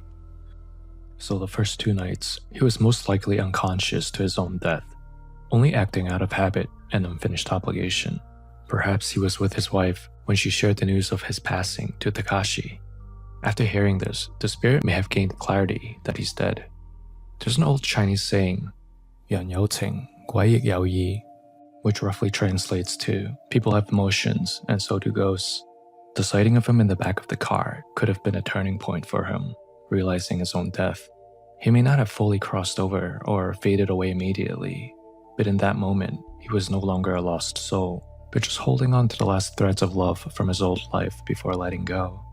He chose to have one last ride with his family, not to haunt, but to just accompany them one last time. Alright, for our second incident for tonight, we're going back to Hong Kong. In a concrete jungle like Hong Kong, space always comes at a cost. For some working class residents, there's only one affordable option left: subdivided flats. The infamous Tong Fong. One-family apartments divided up into cramped cubicles with shared kitchens, thin walls, and barely any privacy. Some of these were legal on paper, but barely livable in practice. In this story, our friend Derek ended up in one of these Tong Fongs and experienced something truly terrifying. He was 32 years old at the time, working night shifts at a warehouse near Sam Sui Po. His pay wasn't bad, but the late hours and long commute from his family home in North Point, Bangkok, was slowly taking a toll on him. After missing too many last buses and sleeping at his workplace more than once, he decided to find a place closer to work. He decided to look into subdivided flats, only 2,500 HKD a month, no windows, but it was just a 10-minute walk from the warehouse. He decided for that price, it was a no-brainer. The unit was part of a 4-story walk-up, chopped into 6 coffin-sized rooms. Derek's was at the end of a narrow hallway, the furthest in. The walls were thin plywood. The ceiling was low. The room had a single flickering fluorescent bulb that gave off a cold, almost surgical glow. Derek hated the lighting, so he bought a cheap floor lamp from IKEA when he moved in. The bed came with the room. Though it wasn't the prettiest, it was stained and the springs were exposed. He laid down his own sheets, trying not to think about how many strangers had slept in it before. There was also a mirror in the room, a cheap one, stuck on the wall next to the bed. So Derek would pretty much see himself in the reflection as he laid in bed. That's how small the room was. By the first week, something already felt off. One early morning, after finishing a shift around 4:30 a.m., Derek returned home completely exhausted. He collapsed into bed without even changing his clothes and passed out. But within minutes, he was wide awake again. It wasn't a sound that startled him. It felt like a presence, the unmistakable feeling that someone was standing right next to his bed. He felt the breeze of someone's breath on him, the feeling of someone watching him. He fumbled around for the lamp switch and switched it on. The light buzzed to life, but there was no one there. But the air, it reeked, thick and stale, like the smell of rotting fish. It smelled so strong, as if he was standing in the middle of a wet market with the fish stalls. Derek didn't bring any fish home recently, and neither did his direct neighbors, or so they claimed the next day when he asked. Still, the smell returned on and off at odd hours, always when he was half asleep. One afternoon, after his usual shift, he showered and fell asleep in the room. His door was shut and the lamp was off. Since he had no windows and no natural light, it was hard to tell what time it was without a clock. Morning and night became meaningless. That day, something changed. A pain bloomed in his abdomen, sharp and unnatural, as if something heavy were crushing him. Derek woke up from this and tried to move, but he couldn't. His body was locked, paralyzed. Panic rose fast. His eyes fluttered open, but the room was pitch black. He reached for his phone beside the pillow. With immense effort, he managed to brush the screen. The glow lit up part of the room, just enough for him to see. That's when he saw it. In the mirror, he saw a figure just above him. It was a woman with long black hair hanging down in long tangled strands, feet planted squarely on his stomach. Not standing beside him, standing on him. Derek couldn't see her on top of him, but only when he looked in the mirror. The woman slowly turned her head toward the mirror until her full face was visible in the reflection of the mirror. She had an unnatural smile, locking eyes with Derek through the reflection. Derek tried to scream, but nothing came out. His mouth was open, his lungs full of fear, but he was voiceless. He forced his body to move, fighting what felt like an invisible weight pressing down on him. After what felt like an eternity, he managed to get some movement back in his hand. He slammed the switch on the lamp as the light from the bulb lit up the whole room. Instantly, the figure was gone. As soon as the light went on, Derek regained movement again. He laid there, drenched in cold sweat, staring at the mirror. Had he imagined it? A dream? A hallucination? 被鬼抓, that's what we call it. That's what we call sleep paralysis when ghosts are involved. Derek told no one, but on his next day off, he begged his girlfriend to spend the night with him at his place. He gave no reason, fearing she wouldn't believe him. He just said he hated being alone in the new flat. She agreed, but barely lasted the night. The room was too cramped, too stuffy. Two full-grown adults should not sleep on a twin-sized bed. It was so uncomfortable all night, as she felt like she would fall off the bed at any moment. She never came back after that, but nothing supernatural happened that night. Then came the worst night. Derek got home mid-morning, just after 7 a.m. Most of the building was quiet. The other tenants have already headed out to work. He left his door slightly open so that a sliver of hallway light could reach into the darkness. Since he had no windows, he did this occasionally so that some fresh air could make its way into his stuffy room. He lay down, exhausted. He fell asleep within minutes, but something was different this time. There was no weight. Instead, he felt too light. His body felt like it was rising. He couldn't open his eyes, couldn't speak, but he felt his body lifting off the bed, a slow, eerie ascent, inch by inch, as if something had reached inside and was pulling his soul out by the seams. He didn't feel like he was dreaming, as if he knew what was going on. He was floating, but it was as if he was outside his physical body. as if he was floating upward. He was able to see his physical body still asleep beneath him.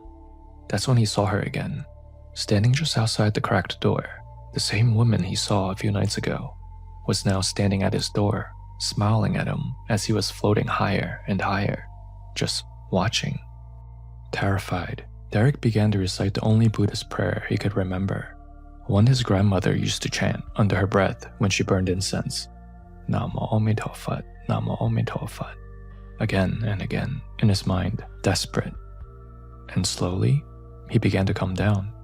He felt the weight return, the pressure of the mattress beneath his back, the feeling of gravity reclaiming him. He gasped and pulled it upright. The room was empty, the door still cracked open, but a little wider now, as if someone had opened it while he was asleep. Derek didn't wait. He called the landlord and gave his notice on the spot, packed what little he had, and left the room the same afternoon. But to this day, he refuses to sleep in any room with a mirror near the bed. So, what do you guys think happened to Derek in this Tongfang? Was he working so much at night that he was at a point of exhaustion where his mind started playing tricks on him? Or did he really encounter something from the other side? From a cultural perspective, there are a few things going on here. Based on traditional Chinese and Southeast Asian spiritual beliefs, some of the events in the story suggest a haunting rooted in residual trauma, possibly involving a restless spirit, 孤魂野鬼. The spirit could be someone who's passed in the building, or in the vicinity of where Derek was staying. In many Chinese beliefs, if someone dies alone or without a proper funeral or spiritual rites, their spirit becomes a wandering ghost, especially if they died in pain, depression, or isolation. The mirror's reflection, the smell of fish, and the pressure on the body are classic signs of lingering yin energy. Yumhei. The ghost standing on Derek's stomach suggests dominance or an attempt to suppress or control him. If the spirit was someone who ended their own life, there is a possibility that they may not even know they're dead. It's possible that she could have stayed in this room before Derek and is now angry that he is occupying her space. What Derek experienced matches the traditional belief of 被鬼抓, when a ghost presses or immobilizes someone during sleep. Symptoms of this include the inability to move or speak, the feeling of someone near or on the body, and sometimes even seeing an apparition mid-paralysis. This isn't just medical sleep paralysis in folk belief. It's often seen as a warning or spiritual attack, especially if it happens multiple times in the same place. Also, in both Chinese and Southeast Asian belief systems, mirrors can reflect more than just the physical world. They are believed to be portals to the spirit world, especially in the high-yin place like windowless rooms, hospitals, or subdivided flats, just to name a few. If someone dies in front of a mirror, it can trap their spirit there. That's why mirrors are often covered during funerals, so the soul doesn't get accidentally trapped or lost. As for Derek's floating experience, this could be related to his soul being pulled. The sensation of his soul rising suggests a near-possessive encounter. I don't believe Derek's body was really floating in a physical sense, but to him, it felt that way, because his soul was floating out of his body, spiritually. This is known as soul departure. It's called Lei Wen in Cantonese. In Taoist and Chinese folk belief, the human being is made up of Samwan Tapak, 3 spiritual souls, and 7 physical spirits. The One governs consciousness, identity, and spiritual memory. Under trauma or spiritual assault, one or more of these spiritual souls can be forced out of the body. When the soul drifts away without control, it leaves the body vacant, vulnerable to possession, also called Seongsan in Cantonese.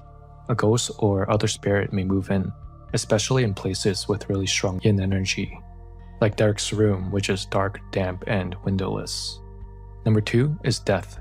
If the soul cannot return, the person may fall into a coma or die. And 3 is spiritual substitution, Taisun. We covered this topic in detail in one of my previous episodes. In more sinister folklore, a ghost who died unjustly may pull someone's soul out to take their place in the cycle of reincarnation, creating a ghostly swap. That is, the living dies, the ghost returns in their body. The fact that Derek didn't just feel crushed, as with typical ghost oppression, but instead he felt himself floating upward, indicates that something was trying to pull his soul away, not to kill him violently, but to take his place quietly. So why would the spirit want to do this? Some believe that when a ghost is lonely, resentful, or lacking a path to reincarnation, it may try to possess a living person's body, especially if this person is vulnerable. When they are emotionally weak, physically weak, or spiritually unprotected. In Cantonese, we call this Seong Sun. The spirit may want to do it for a number of different reasons. To experience the living world again, to fulfill unfinished desires, because sometimes they don't realize they're dead and believe the body is theirs, or more tragically, because they died without proper rites. Another reason that Derek was experiencing these things is because the room has become a Yamhei hotspot, a place where the boundary between the living and the dead is thin. Without spiritual protection, the soul can be pulled away during sleep, especially in isolated, unblessed places. Add in a mirror, no sunlight, and frequent sleep, and it becomes a perfect environment for a spirit to linger. I personally think that the ghost wasn't just haunting Derek, it was testing whether it could push the soul out. The first time, it stood on him. The second time, it tried to displace him. Had he not resisted, he might have woken up days later as someone else, or not woken up at all. Thanks for listening all the way up to here. I hope you enjoyed the story and the cultural lesson for this week. Until we meet again next week.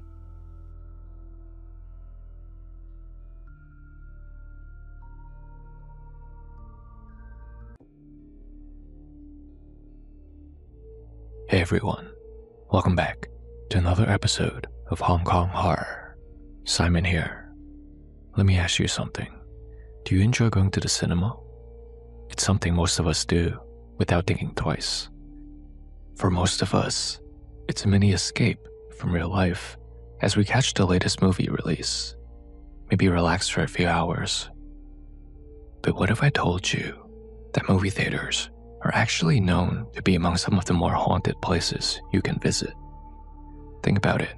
They're usually dark, enclosed, and sometimes built in places with heavy history. They're magnets for yin energy. Have you ever experienced anything strange while you were catching a new movie? Or have you just been lucky enough not to notice who was sitting with you in the dark? In Hong Kong, if you sit down with the older generation, you might hear them say something a little strange. If you go to the movies, don't sit in the front rows. Those seats aren't for you. They're for wandering spirits. Now, that might sound like superstition or just old wives' tales. But by the end of tonight's episode, you'll understand why people say that. This next story was shared by a woman from Hong Kong. Let's call her Sarah. Now, Sarah isn't like most people. She has Yum Yang An, Yin Yang eyes, the third eye. In other words, ever since she was a child, she's been able to see things that most of us can't. Beings that don't quite belong in our world anymore. By now, she's used to it. It's just a part of her life. But this particular incident, this one, shook her enough for her to remember every single detail, even after all these years. It happened to her many years ago, during the peak of Hungry Ghost Festival, when, according to tradition, the gates of the underworld are wide open and wandering spirits are free to roam among the living. What happened that night involved Sarah and several of her friends. So go ahead, turn down the lights, get comfortable, and let's dive right into Sarah's story. And as always, once we're done, we'll break everything down from a Chinese cultural perspective to see if we can figure out exactly what happened here to Sarah. Also, I try my best to answer everyone's comments, but I apologize if I'm unable to get to all of them in time, as some of them do fall through the cracks, or they get buried in my notifications. So if you see any questions from fellow viewers that you know the answer to, definitely feel free to respond and help each other out. Alright, so on this particular night, Sarah and 5 of her friends decided to meet up after work. So including her, there were 6 of them in total. It had been one of those exhausting weeks of crazy deadlines, long commutes, and the usual BS office politics. By Friday night, all they wanted to do was to switch their brain off and do something fun. Now, it just so happened to be the peak of Hungry Ghost Festival, the 7th lunar month. the time when older generations in Hong Kong tend to head home early, avoid unnecessary night outings, and definitely don't go looking for trouble. But Sarah and her friends were younger. Most of her friends didn't really buy into the whole supernatural stuff. As far as they were concerned, ghosts belonged in movies, not real life. And Sarah? She never told them about her Yum Yong-an, her yin-yang eyes, about the things she's been seeing her whole life. It was just easier that way. So, they shrugged off the warnings. Screw it, someone said. It's been a rough week. We deserve this. They decided on a midnight screening of a brand new horror film playing in one of Hong Kong's older districts. When they arrived, there were people in the building, but not many. For a Friday night, it felt unusually quiet. The kind of quiet that settles in during Ghost Month, when most people would rather stay home than wander the city after dark. Sarah's friends loved it. They practically had the whole theater to themselves. None of them had any idea that the real horror wouldn't be coming from the screen. Among Sarah's group of friends that night was Jerry. A few weeks earlier, he had fractured his ankle during a soccer match. Now he was stuck on crutches, moving slower than everyone else. The rest of the group naturally drifted toward the escalators that led up to the ticketing level. But Jerry couldn't take the escalator. He had to take the accessibility elevator tucked off to the side. Sarah glanced at him, then at the others. "I'll go with him," she said. The others waved, and they stepped onto the escalator, rising slowly upward. "Meet you slowpokes at the top," someone yelled out. Jerry grinned and adjusted his crutches. "Don't go sit down without us," he choked. The elevator doors stood closed in front of them. He pressed the button, and they waited. Ding! The metal doors slid open slowly. Jerry adjusted himself, getting ready to hop on with his crutches. Sarah stood behind him, but as he stepped into the lift, she glanced up, about to follow him, and immediately froze. The elevator wasn't empty. Standing inside were 3 men. They weren't staff, and they certainly weren't moviegoers. They were dressed in strange clothing, long, heavy robes, the kind you only see in Chinese history books or period dramas. The top of their heads were shaved clean, and from the back of their heads hung long, thick braids in the Qing Dynasty style. But it wasn't their hair that made Sarah freeze. It was their necks. Their heads didn't sit properly on their shoulders. Each one was tilted at a sickening, unnatural angle, twisted and hanging loosely, as if the bones inside had been completely shattered. The 3 men simply stood there, staring straight ahead, as if they didn't even notice Jerry standing right in front of them. They didn't move. They didn't step out of the lift.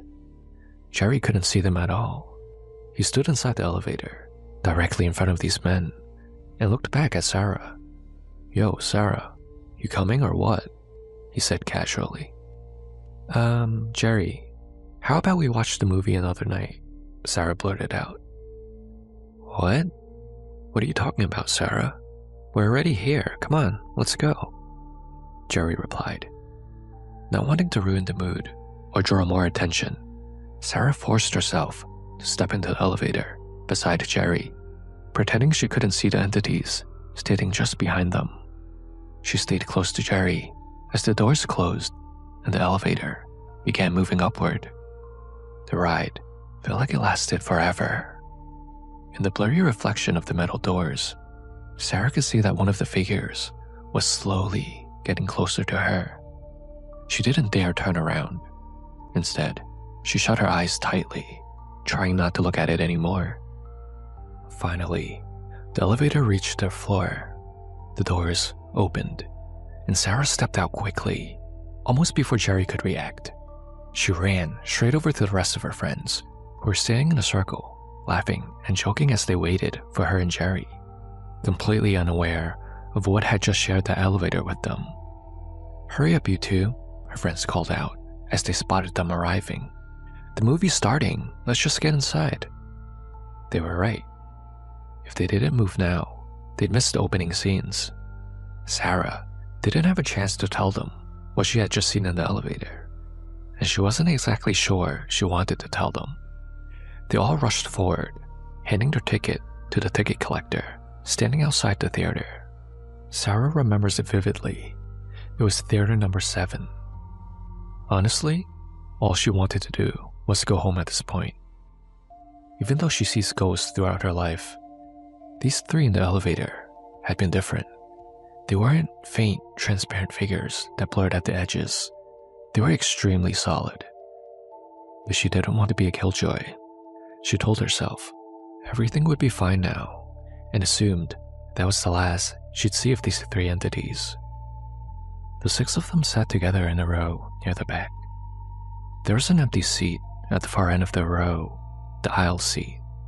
For now, they decided to use it as a spot to pile their handbags and jackets, thinking that they could just remove their things if someone claimed it later. After all, the theater was mostly empty. There were a few scattered patrons here and there, but for the most part, it was quiet. Sarah took the seat closest to the aisle, right beside their stack of belongings. The lights dimmed, and the movie started. But the horror wasn't on the screen. As Sarah tried to settle in and get into the movie, she caught movement out of the corner of her eye to her right. She glanced at the aisle seat, the one they had been using for their bags. It wasn't empty anymore. Sitting there, in the dark, on top of their jackets and handbags, was a person. In the flickering light of the movie screen, Sarah couldn't make out a face. It was just a blur of gray static. The features, impossible to distinguish clearly, but she saw the back of the head. The long, distinct black braid of the Qing dynasty rested against the back of the aisle seat. One of the men from the elevator. Sarah froze in terror. She tried to look forward, to pretend she hadn't seen him. Growing up in Hong Kong, everyone knew the rules. Her grandmother had drilled it into her head. If you ever see something you're not supposed to see, pretend you didn't. It was a rule Sarah had lived by her whole life, especially with her Yamyanghan, and so far, it's always worked out well for her. Suddenly, her friend to her left nudged her sharply. "Sarah, why are you laughing so hard?" The friend hissed, whispering aggressively. "Stop it, you're annoying everyone." Sarah turned slowly. "I'm not laughing," she whispered back, her voice trembling. They both looked toward the end of the row. The laughter was coming from the aisle seat. The chair was vibrating, rocking violently against the floorbolts, as if the thing sitting there was laughing. It wasn't just them. A girl and her boyfriend in the row directly in front of Sarah's group suddenly turned around. The girl didn't look at Sarah. Her wide, panicked eyes were fixed on the empty seat at the end of the row. Sarah felt a chill. It was clear this girl could see something too. Maybe she was like Sarah and had Yamyang on. She turned quickly and whispered in her boyfriend's ear. Within seconds, they left the theater. In that moment of sheer terror, Sarah made a fatal mistake. She looked directly at the figure. Eye contact. The instant she realized what she did, she looked away. But something strange happened. When she looked up again, the theater had changed. Even in the dim light, she could tell it wasn't the same. The room looked older, like a cinema from decades past, and it was full. Every single seat was occupied. Sarah hadn't seen anyone enter, yet somehow the theater was now packed. But the people, they looked off. Their clothes didn't belong in this era. It was as if she had been transported to a Hong Kong cinema back from the 60s or 70s. She couldn't take it anymore. Heart pounding, she stood up and ran out into the lobby. The air felt instantly lighter. She bent over, hands on her knees, trying to catch her breath. The staff outside, the same one who had been collecting tickets, noticed her. "Are you alright?" he asked. "Yeah," Sarah said. "There's just too much people in there. I needed to get out." The staff frowned, confused. Ma'am? The showing's barely got anyone in it tonight." Sarah looked back into the theater. He was right. Aside from her friends and a few scattered strangers, the room was almost empty. All of the people that she saw in there just a few seconds ago were now nowhere to be found. She could see from outside that her friends were now gathering their things, looking concerned. She felt awful. She didn't want to ruin the night for everyone. "You see them too, huh?" the staff said, leaning casually against the wall. "Sorry?" Sarah asked, startled. "The other guests. You can see them too. I thought I was the only one. Sometimes, they don't want to be seen. They're here a lot of the time. Just pretend you don't see them. And don't walk against the walls. They like to stick to the edges when they move around." Before Sarah could respond, her friends came out into the lobby, grabbing their jackets and bags. "Sarah, are you okay?" they asked. "Jerry told us you weren't feeling well earlier and wanted to go home. You should have just told us. Come on, let's go. The movie sucked anyway." That night, Sarah burned a fever. She was sick for the next 3 days, barely able to get out of bed. But after it passed, everything returned back to normal. After this incident, Sarah never stayed out late again during Hungry Ghost Festival. So, Hong Kong Horror family, what exactly happened here on this night at the movies for Sarah? Please, pause the video here and let us know what you think in the comments below. Alright, so what do I think happened here in Sarah's experience? There's a lot to take away from this one. The first is the time period in when this happened. Sarah mentioned that this occurred during Hungry Ghost Month. During this time, there are usually spikes in reports of paranormal incidents, such as Sarah's, and for good reason. This holiday is a pretty big deal in our culture. During this month, it's traditionally believed that the gates of the underworld are open, allowing spirits of the deceased to leave the underworld and wander freely in the living world until the end of this holiday. This is a time when boundaries between Yin, the world of the dead, and Yang, the world of the living, are at their thinnest. Because of this, paranormal activity is said to spike, and locations that are usually mundane, like alleyways, old buildings, and yes, movie theaters, can become hotspots for supernatural encounters. This involves not just restless or wandering spirits, but also ancestral ghosts seeking offerings, vengeful ghosts, or those who died tragically. The older generation in Hong Kong treats this period with extreme caution. Many will avoid traveling at night, refrain from swimming, and even delay major life decisions. The reasoning is both practical and spiritual. Since wandering spirits are believed to be everywhere at this time, the risk of encountering something malevolent or being drawn by a spirit is higher. For Sarah and her friends, who were young and skeptical, their choice to go out during the peak of Ghost Month placed them directly in the path of active spiritual energy. Her Yum-Yang-An, yin-yang eyes, made her especially sensitive to this energy, allowing her to perceive things the others couldn't, like the 3 Qin Dynasty men in the elevator, the occupied aisle seat, and the temporary vision of the Full House theater. Next, I want to touch on why movie theaters are often considered hotspots for spirits in Asia. As I've mentioned earlier, theaters are usually very dark and enclosed. There's no windows, so to ghosts, this is like a 5-star hotel. It's the type of environment they prefer to gather to hide and rest. Also, you have to keep in mind, Chinese culture has a long history of entertaining the dead through ghost operas. During the Hungry Ghost Festival, we built massive bamboo theaters for Chinese opera, where the entire front row is left empty for the VIPs of the underworld. If a human sits there, they will be plagued with bad luck, because they're most likely sitting on a ghost's lap. This tradition has bled into modern cinema culture, Ghosts also retain the habits they had when they were alive. If they loved going to the movies, as humans, they still crave it as spirits. They are drawn to that strong emotion in the room.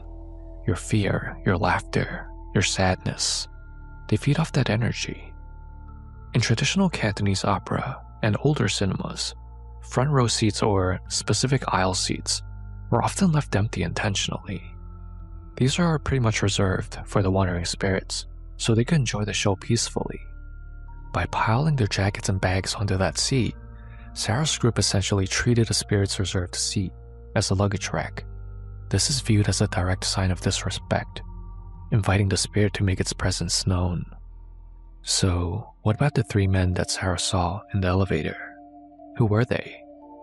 Were they just visiting from the underworld during Hungry Ghost Month? Or were they here this whole time? All great questions. It's hard to say, but based on the details, I would lean toward these spirits being bound here and not just visiting. I personally would classify them as Daebogling, earthbound spirits, for a few reasons. Sarah mentioned that this theater was located in an older district in Hong Kong. Many of these older districts, like Seongwang or Sai Ying-pun, were sites of early colonial settlements, or even execution grounds. If a modern cinema is built on top of an old execution ground or mass grave, the spirits don't just leave because the building changes. They're tethered to the earth. Elevators often act as conduits. They move vertically through the layers of the building, piercing the earth. I think that these 3 men most likely died on this patch of land in the past. The elevator shaft cuts through the land where they died, so it's passing through their space. Elevator shafts also act like deep wells. It pierces the earth and creates a direct tunnel upward and downward to the underworld. Sarah also mentioned that these men were dressed in very old-style clothing and had a classic Qing Dynasty-style braid. This meant that these ghosts were extremely old. Lo Guai. This isn't a recently deceased person who's confused. This is a spirit that's been dead for over 100 years. Their resentment, or yunhei, has had a century to marinate and solidify. They're often viewed as more powerful and harder to banish than modern spirits. I think they were most likely killed by hanging on this property in the past. Sarah noticed that all of their necks were bent and looked broken. Public executions, often by beheading or strangulation, were common in the Qin Dynasty legal system for serious crimes. And as many of you know by now, spirits who die violently often get trapped in the trauma of their final moments. The fact that they were all standing still, staring blankly with broken necks, suggests to me that they were trapped in a residual haunting, a recording of their pain playing on a loop. So what about the part when Sarah made eye contact with the ghost, and all of a sudden, she saw the theater change? Why did that happen? And why did she see all those people that seemed to appear out of nowhere? I think this was a result of a few different factors. Since it was peak Ghost Festival, the veil between the living and the dead were already extremely thin. That, combined with the yin-heavy movie theater, which amplifies the power of the spirits inside, and the fact that Sarah has Yumyang on, was the perfect recipe for disaster. This was a full temporal overlap between the 2 worlds. In the right conditions, ghosts can project environments or scenes familiar to them, creating a layered reality. This isn't hallucination. It's a cultural belief that spirits can temporarily alter the perception of space, especially for someone with Yumyang. I think the ghost was not necessarily malevolent, but just curious or bored, and he wanted to show Sarah things from his perspective, something that he's either experienced before in his own lifetime, or something that he wishes he could have experienced before he died. This type of vivid, immersive manifestation is usually only perceivable to those with spiritual sensitivity, like Sarah.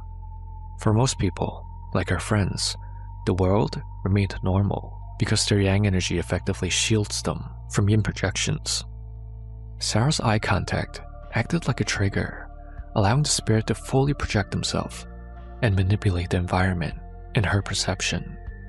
This is consistent with Chinese belief that ghosts cannot impose themselves fully on the living unless the living acknowledge them in some way, often by direct attention or fear, which is one reason why elders will often tell you to never look at them if you can see them. And what about what the staff told Sarah? It seemed like this gentleman, like Sarah, has some type of sensitivity. He too is able to see them to some degree. He mentioned something very interesting. He told her not to walk close to the walls because the spirits prefer to move around close to the edge of the walls. This is actually true in Chinese metaphysics. A path where people walk is divided by energy flow. The center is yang. The middle of the corridor, hallway, or street is where human traffic is heaviest. It's where sunlight hits and where air moves fastest. This creates a strong current of yang-he, yang energy.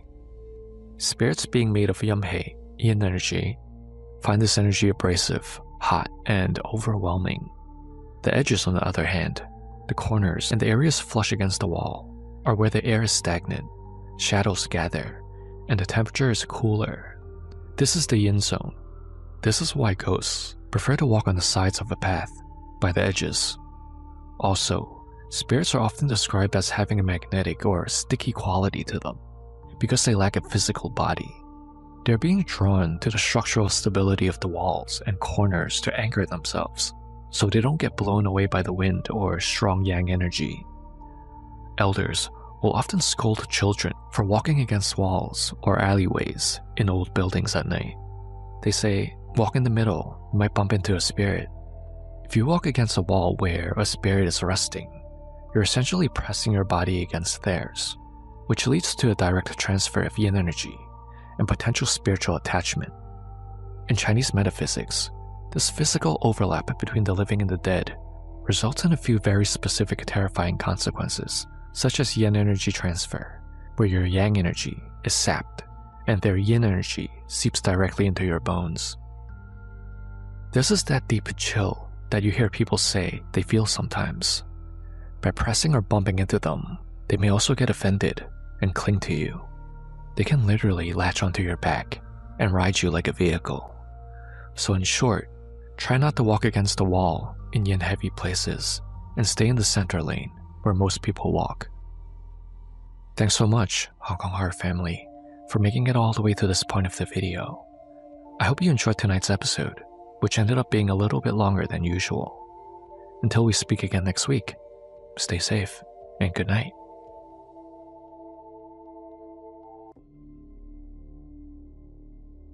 Hey everyone, welcome back to another episode of Hong Kong Horror.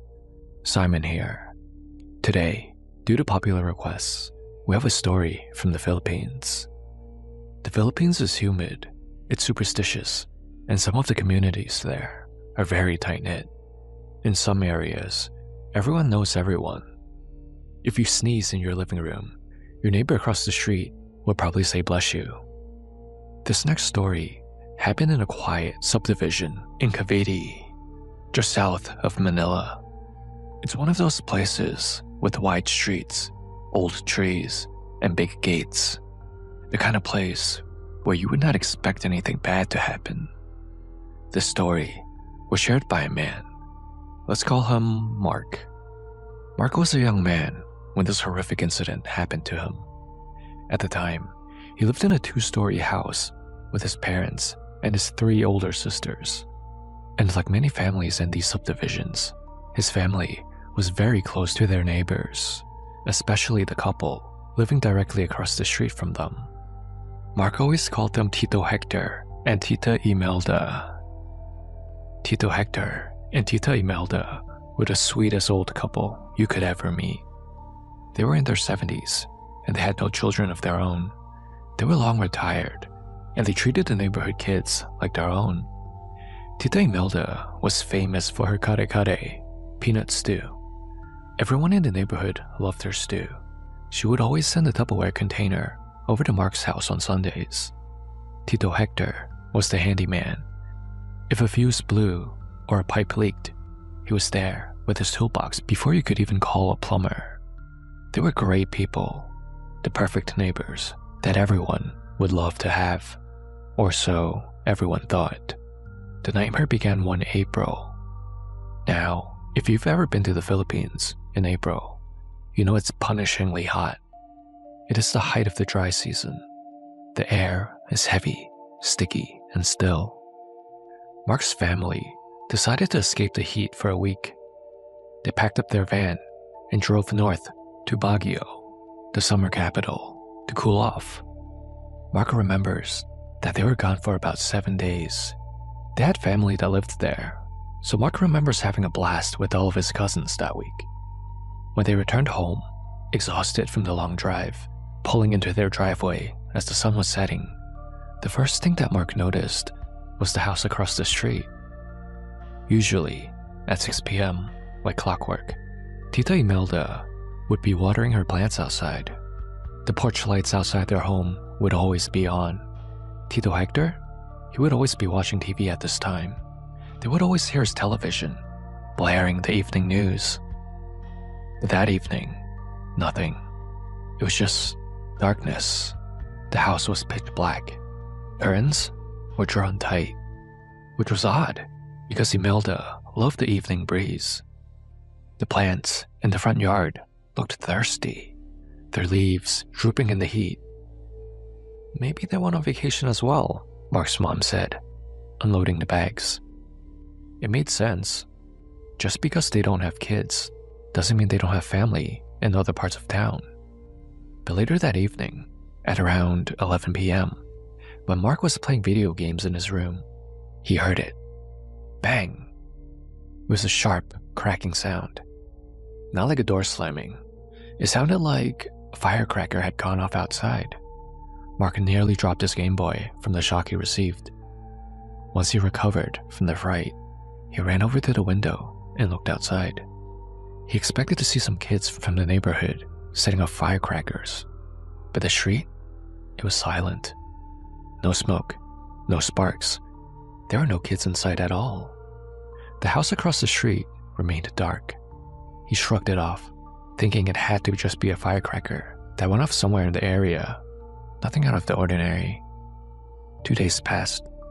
The heat was getting worse during the day, with temperatures hitting 100 degrees Fahrenheit. So Mark usually tried to stay indoors until the sun set, when it was cooler outside. On this particular evening, Mark was sitting on his front porch, playing his Game Boy, when he saw the front door across the street creak open. It didn't open fully, just a little crack. A figure slipped out. It was Tito Hector, but he looked different. Usually, Hector was a very neat man. Mark recalls only ever seeing him in a polo shirt tucked in, and hair combed neatly to the side. He was a man that cared about how he presented himself. Even when taking out the trash, he would always be in a polo shirt, looking well-groomed. But the man, standing in the shadows of the porch, looked disheveled. He was wearing a stained white undershirt and boxer shorts. His hair was standing up in wild tufts, as if he just rolled out of bed. "Tito Hector," Mark called out, waving excitedly. "We're back from our trip. We brought you some strawberry jam and random goodies." Hector froze. He slowly turned his head toward Mark, his movements stiff. He didn't smile like he normally does. He didn't wave back. He just stared at Mark for a long, uncomfortable moment, and then turned around and shuffled back inside his house, slamming the door behind him. What the? That was rude, Mark thought. But then he remembered the heat. Maybe the old man was just irritable. Maybe him and his wife had a fight. The next evening, things got even stranger. Mark's mom, Marie, was in the kitchen washing dishes when she heard a raspy voice calling from the front gate. "Marie, Marie." She turned off the water, wiped her hands, and went outside to see who kept calling her name. It was Tito Hector. He was standing outside their gate, gripping the metal bars so hard his knuckles were white. He was sweating profusely, like unnaturally so. Sweat was dripping off his nose, soaking his shirt. but despite the heat, he was shivering. "Hector, are you okay?" Mark's mom asked. "Where's Imelda? We haven't seen her in days." Hector didn't answer the question. He just stared at her with wide, bloodshot eyes. "My head," he whispered. "My head is splitting. It hurts so bad. Do you have ice? And maybe some Biogesic?" "Of course," she said. She ran inside, grabbed a bottle of the headache medication, and also filled a plastic bag with ice cubes. When she handed it to him over the front gate, their fingers brushed. She pulled her hand back instinctively. Later, she told Mark and his dad at dinner. Tito Hector, his hand, it wasn't just cold, it was freezing, like touching a piece of meat that just came out of the freezer. And he smelled sour. "He probably has a fever," Mark's dad said, dismissing it. "The flu is going around, you know." But Mark couldn't shake the feeling that something wasn't quite right. That night, he couldn't sleep. He went to his window and looked across the street. The house was dark again, but there was a faint flickering light coming from the living room window, like a candle, or maybe it was the TV. Through the gap in the curtains, Mark saw a silhouette. It was Tito Hector. He was sitting in the middle of the living room, facing the wall, and he was moving. He was rocking back and forth. And every few seconds, he would raise his hand to his head and hit himself, rock back and forth a few more times, then hit himself again. Mark watched for about 10 minutes, his skin crawling. Why was he just sitting in the dark like that by himself? Where was his wife? Why wasn't she stopping him? By the 5th day, the neighborhood started to notice the smell. At first, they thought it was a dead rat. It's not uncommon for rats to get stuck in the drainage pipes or die under the roof. But soon, the smell went from bad to worse. It was a thick stench that coated the back of your throat. It smelled like garbage left out in the tropical sun for weeks, mixed with something metallic. The neighborhood started complaining. The neighborhood watch came by to check the drains, but found nothing. Mark's dad stood in the driveway, covering his nose with a handkerchief. "I think it's coming from there," he pointed. "From Hector's house." Mark looked at the house. The flies. That was new. There are hundreds of them. Big green blowflies, buzzing against the glass of the living room window, trying to get in or out. "I'm going over there," Mark's dad said. He walked across the street and rang the doorbell.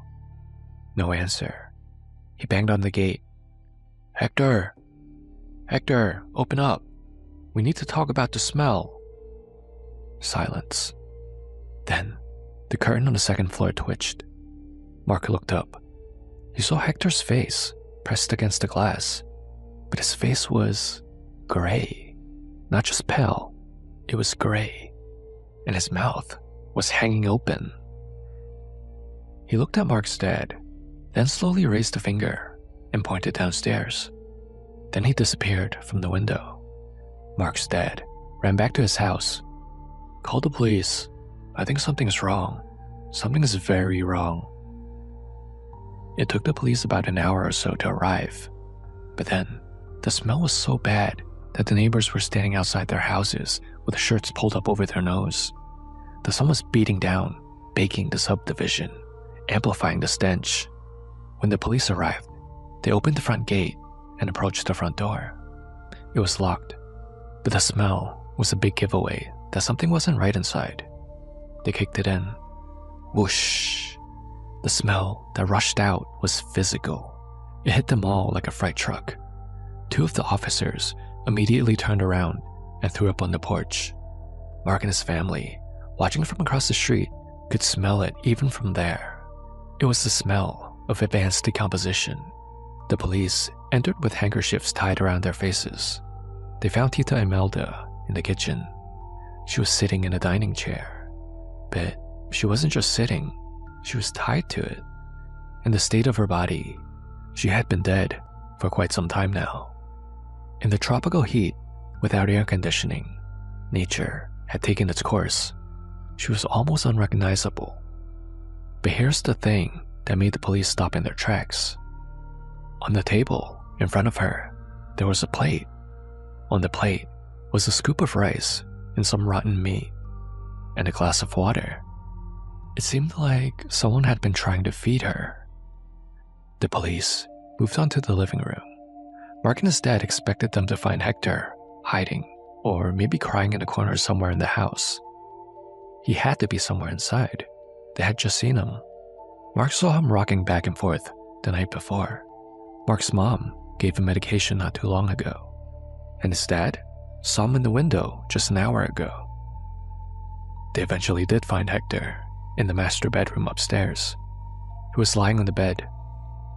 He was wearing the same stained white undershirt Mark had seen him wearing that first night when he came out of the house. But there was a problem. Hector had a hole in the side of his head. A gun laid on the floor beside his limp arm. Blood on the mattress was black and dry. The skin on his face was tight, leathery, and sunken. According to the coroner who arrived later, based on the stage of decomposition, Tito Hector had been dead for at least a week at this point. Mark's family were away for a week. They came back. They saw Hector. They spoke to him. Mark's mom touched his hand, but the coroner said he most likely died only a day or two after his wife. The theory was that his wife fell extremely ill extremely quickly, and he had a psychotic breakdown, and he killed her to end her pain. Then, overcome with his guilt, he sat with her body for a day, tried to feed her corpse, and then finally went upstairs and shot himself. When the police were bagging evidence, they found something on the bedside table right next to Hector's rotting corpse. There was a plastic bag of water, melted ice, and a bottle of Biogesic. So, Hong Kong Horror family, what do you think happened here? Please pause the video here and let us know what you think happened. Alright, so what do I think happened here from a Chinese cultural perspective? I think this is a classic case of Yunwan Meisan. The soul has not dispersed yet. When the person dies very quickly, violently, or with extreme emotional attachment, their one conscious soul may fail to leave the human realm right away. Since Tito Hector falls into that category, his sudden death from ending his own life would create what's known as La Lunyan Gandigwan, a soul lingering in the human world. You might now be wondering, so since Tito Hector ended himself, he was expecting death. Will this death still be considered sudden? Yes, it does. Sudden death, in this concept, is not about expectation, but it rather means when Noiba Cup Jinsun, the soul had no time to turn away. It's a matter of mental expectation and spiritual transition. You can expect death mentally and still have your soul violently torn from your body. In Chinese metaphysics, deaths are roughly grouped like this. Non-problematic deaths would be your deaths from old age, long illnesses, gradual weakening, and peaceful passing. This allows time for the soul to disengage from the body, acceptance to settle, and attachments to loosen. Then, there are the high-risk deaths for Yunwan Meisan. These would be your violent deaths, unnatural deaths, and deaths resulting from people ending their own lives. Even if planned, these are still considered spiritually abrupt because the body is destroyed faster than the soul can reorganize. The moment of death still involves shock and overwhelming emotional force. Think of it this way. You can choose to jump off a cliff, but that doesn't make the impact gentle.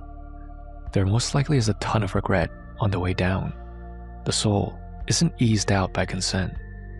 The violence of the act still tears the soul apart like a blender.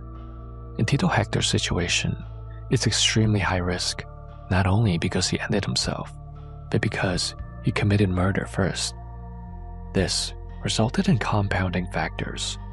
The murder of his wife created massive Yiblik Zandong, karmic shock. Then, the extreme guilt he felt afterwards bound him to the human realm. After that, he tried to feed the corpse of his wife food, which signals to me that there was somewhat of an obsessive attachment here. Trying to feed a corpse is not random madness in Chinese spiritual logic. He could not accept that his wife was dead. His soul was emotionally overloaded even before death. After death, Hector seemed to be in a state of Bazi-Ge-Se, unaware of one's own death. When someone dies in shock or emotional collapse, their soul can remain trapped in its last mental loop, which many of you have heard of, I'm sure.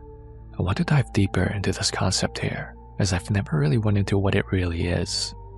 Bazi-Ge-Se is often mistranslated as doesn't realize they're dead, but practitioners mean something deeper. Death never registered in consciousness. This isn't related to denial or confusion in the human sense as we know it. It's more about the fact that the moment of death shattered the narrative thread that allows awareness to move forward. So the soul keeps running the last intact mental program it's familiar with. It's not really a memory, but rather a habit consciousness. The soul isn't thinking, I'm alive, just like how we don't think, I'm alive, when we're doing something in our everyday life. The soul is just acting out of habit. It's believed that time doesn't exist inside this loop. The soul doesn't experience the before or after, only the now. But that now is frozen at the last coherent moment that they can remember. As for Hector's situation, I believe that he was trapped in a very specific mindset. A mindset of him realizing his wife is sick and that he was failing her. He was helpless to save her. After death, he didn't experience himself as a murderer or a ghost, only a husband trapped in an endless moment of failure where he's desperately still trying to save her. I don't think Tito Hector was haunting the neighborhood out of malice.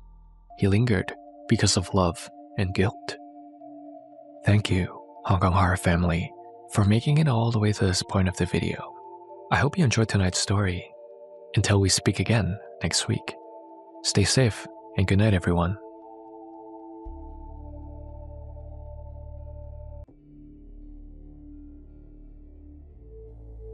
Hey everyone, welcome back to another episode of Hong Kong Horror.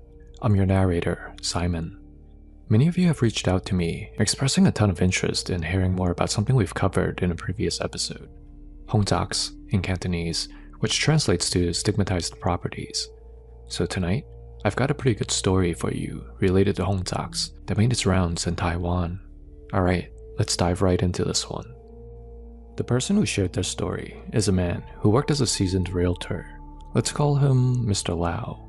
He's been in the business for decades, handling properties in different cities in Taiwan over the years. After being in the industry for so long, he's pretty much seen everything, so nothing ever really surprised him anymore, or so he thought. It started with a single phone call. One morning, his phone lit up with a number he didn't recognize. Mr. Lau picked up. A male voice asked, "Hi, I saw your listing in the papers. Are you handling properties in such and such community?" "Yes," Mr. Lau said. "I know the area very well." The man explained, "I have a flat there, and I would like to rent it out or sell it. Either is fine, whatever is faster." It seemed that business was falling straight into his lap this morning, Mr. Lau thought. What a lucky day. He asked the usual questions. What's the layout of the unit? How many rooms there were? Whether anyone was currently living there? There was a pause. Then, the man replied, "It's on the 4th floor, 3 bedrooms, 1 living room. It's currently vacant." The 4th floor. In Cantonese, the number 4 is called Sei, and it sounds a lot like Sei, which is death. But some people do interpret this positively, like smoothness. CC Yu. Either way, the unit itself sounded fine, so they arranged to meet in person to discuss further. When Mr. Lau arrived at the address provided, the owner came down to the lobby to meet him and bring him upstairs to see the unit. He looked to be in his early 40s, in a polo t-shirt and khaki pants, but his face looked like he was exhausted, with heavy shadows under his eyes. He looked like he hadn't slept properly in weeks. They shook hands and exchanged pleasantries before making their way upstairs. The man unlocked the door and gestured Mr. Lau to please come inside. "Take a look. If you have any questions, feel free to ask." Mr. Lau stepped in, and immediately, something felt off even before he started looking around. The air wasn't stale since the balcony door was open, so the ventilation was fine, but the atmosphere was super heavy, suffocating even, like an invisible weight pressing against his chest. He briefly walked through the rooms. The flat was spotless, the floors scrubbed, no mildew, no smell. Everything looked perfect, but yet, the strange, unexplainable weight lingered. Back in the living room, the owner handed Mr. Lau a glass of water, and with no change in expression, he said matter-of-factly, "My wife, she hanged herself here, right here," as he pointed to the ceiling. Mr. Lau nearly dropped his glass as he heard this. He forced a calm, polite smile and suggested they continue the conversation downstairs. In the lobby, the man told him everything. About 3 years ago, he discovered his wife had been cheating on him. What's worse was that the man who she'd been seeing had swindled her out of all her savings before he ran off. Furious upon finding out about this, he left her with their child and went to live with his parents and cut off all contact with her. Not long after this, his wife ended her own life in this very apartment by hanging from the chandelier in the living room. Neighbors only noticed when a foul smell seeped through the hallways. By the time the police arrived to check it out, about 2 weeks had passed already. After this incident, the flat sat empty for months. Eventually, he was able to rent it out, but that didn't last long. The first tenant was a young woman working in healthcare. She lived there for about 3 months before she also died there. Eerily, she hanged herself in the exact same spot beneath the chandelier. Her family brought in a Taoist priest to conduct rituals. During the ceremony, something went wrong. The candle flame split into two.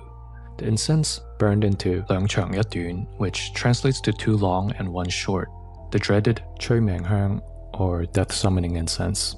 The priest said it foretold another death within the month and bloodshed within half a year. The owner dismissed it. He even removed the chandelier to avoid having something like this happen again. But then came the next tenant. It was another young woman. She also hung herself, but this time it was in the bathroom. Something was obviously very wrong with this unit. The owner gave up on renting it out and tried moving back in himself, but the nights were unbearable. He would often hear footsteps at night when there was no one else home. There would also be random laughter, crying sounds, and even whispers right next to his ear. He also started experiencing really dark thoughts after moving in.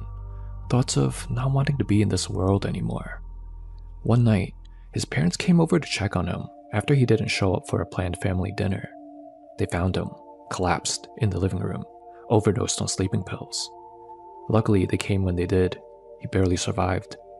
He was not proud of it, but he admitted that he succumbed to his dark thoughts that night. Now, he looked at Mr. Lau and said, "If you want to take this property, I'll hand it over to you. Sell it, rent it, whatever you want to do, it's totally up to you. I just want it off my hands. If you don't want to do it, I understand, just leave the keys with management." Mr. Lau thought long and hard about it. The location was really good. He's also handled Hongzaks before. They weren't new to him, so he agreed. Once he had the keys, he returned the following day with his phone and tripod, and an amulet hanging from his neck for protection. Before entering, he knocked lightly and said out loud, "唔好意思，打攪晒." This means, "I'm so sorry, I don't mean to disturb."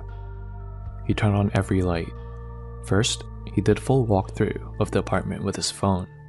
Then, he set up his tripod at the entrance and set the phone to record and began filming a video. Mr. Lau normally likes to take a video of himself introducing the unit, a walkthrough, along with still images to put on the website, as potential clients really appreciate the combination of the videos as well as images. As the phone was recording on the tripod, Mr. Lau walked to the living room, pulled open the curtains, letting the sunlight spill in. All of a sudden, the tripod collapsed. Mr. Lau's first thought was, great, that's my brand new phone. He rushed over to the entrance to check to make sure it wasn't broken. It was still recording. He exhaled a sigh of relief. Then he thought, that was strange. Tripods don't just fall like that for no reason. There was no wind or draft of any kind in here. Even if there was, the tripod is solid and built to remain standing even in heavy winds. What could have caused it to fall over so hard like that?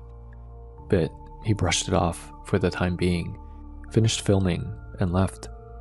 Later, once he got back to the office, he reviewed the footage so that he could upload it. When the tripod fell, the phone remained recording the whole time, and as Mr. Lau was picking it back up, the angle of the camera caught only his legs. But as he was watching the playback, he could see that behind him was a pair of pale, white feet standing right behind him. He replayed it over and over again, heart pounding. He remembered the saying, "Don't keep such videos, they bring bad luck." So he only uploaded the still photos he took of the apartment along with the first walkthrough video, and uploaded them to the website with a vague caption, "Good ventilation, good lighting, suitable for quiet tenants." He deleted the strange video with the feet behind him, in fear of bringing something unwanted back home with him. Mr. Lau actually didn't really expect anyone to be interested. That night, he dreamt about the video he deleted, but the video in his dream was a bit different. Instead of just seeing a pair of pale feet, the camera panned upward, revealing the owner of the pale feet. It was a woman, wearing a set of brown pajamas. She looked at the camera in a very unnatural way, smiling. Behind Mr. Lau, that's when Mr. Lau jolted awake in a cold sweat. This was the first time in his life where he's had a nightmare so vivid that it actually jolted him awake. At 7 AM, before Mr. Lau was even awake to go to work, his cell phone rang. Mr. Lau picked up, groggy, wondering who would be calling him so early. It was a man on the other end of the line, and he was interested in purchasing the unit that Mr. Lau had just listed last night and wanted to see it in person. By 9 o'clock, a young couple arrived in the lobby to meet up with Mr. Lau for a viewing of the apartment. They were in their early 30s and looked like a pair of young professionals. They were pleasant enough. After exchanging introductions in the lobby, Mr. Lau brought them upstairs for the showing. They seemed to really like the flat. They were talking about how great the layout was. Most importantly, the price was really low. The man smiled as they were walking through the bedrooms, saying that he liked what he saw so far. But when the woman reached the living room, her expression changed for some reason. She suddenly asked to leave the viewing abruptly. Once outside, she whispered to Mr. Lau, "Did someone die here?" Mr. Lau hesitated, but then admitted the truth, that indeed, there has been deaths here in the past. They told Mr. Lau that they would need to think on it and would reach out to him again once they made their decision. The next morning, the man texted Mr. Lau, "Good morning, Mr. Lau. My girlfriend had a strange dream last night after visiting the apartment. She dreamt of a woman in brown pajamas sitting in the living room. She told her, 'This place isn't right for you. Do not buy it.' So we've decided not to proceed with this. Thank you for your time." Later in the week, a single mother came for a viewing with her daughter, a second grader. The little girl ran around happily. When she stepped out onto the balcony, she giggled and said, "Mommy, the wind is so strong here." The strange thing was, the weather outside was calm and hot.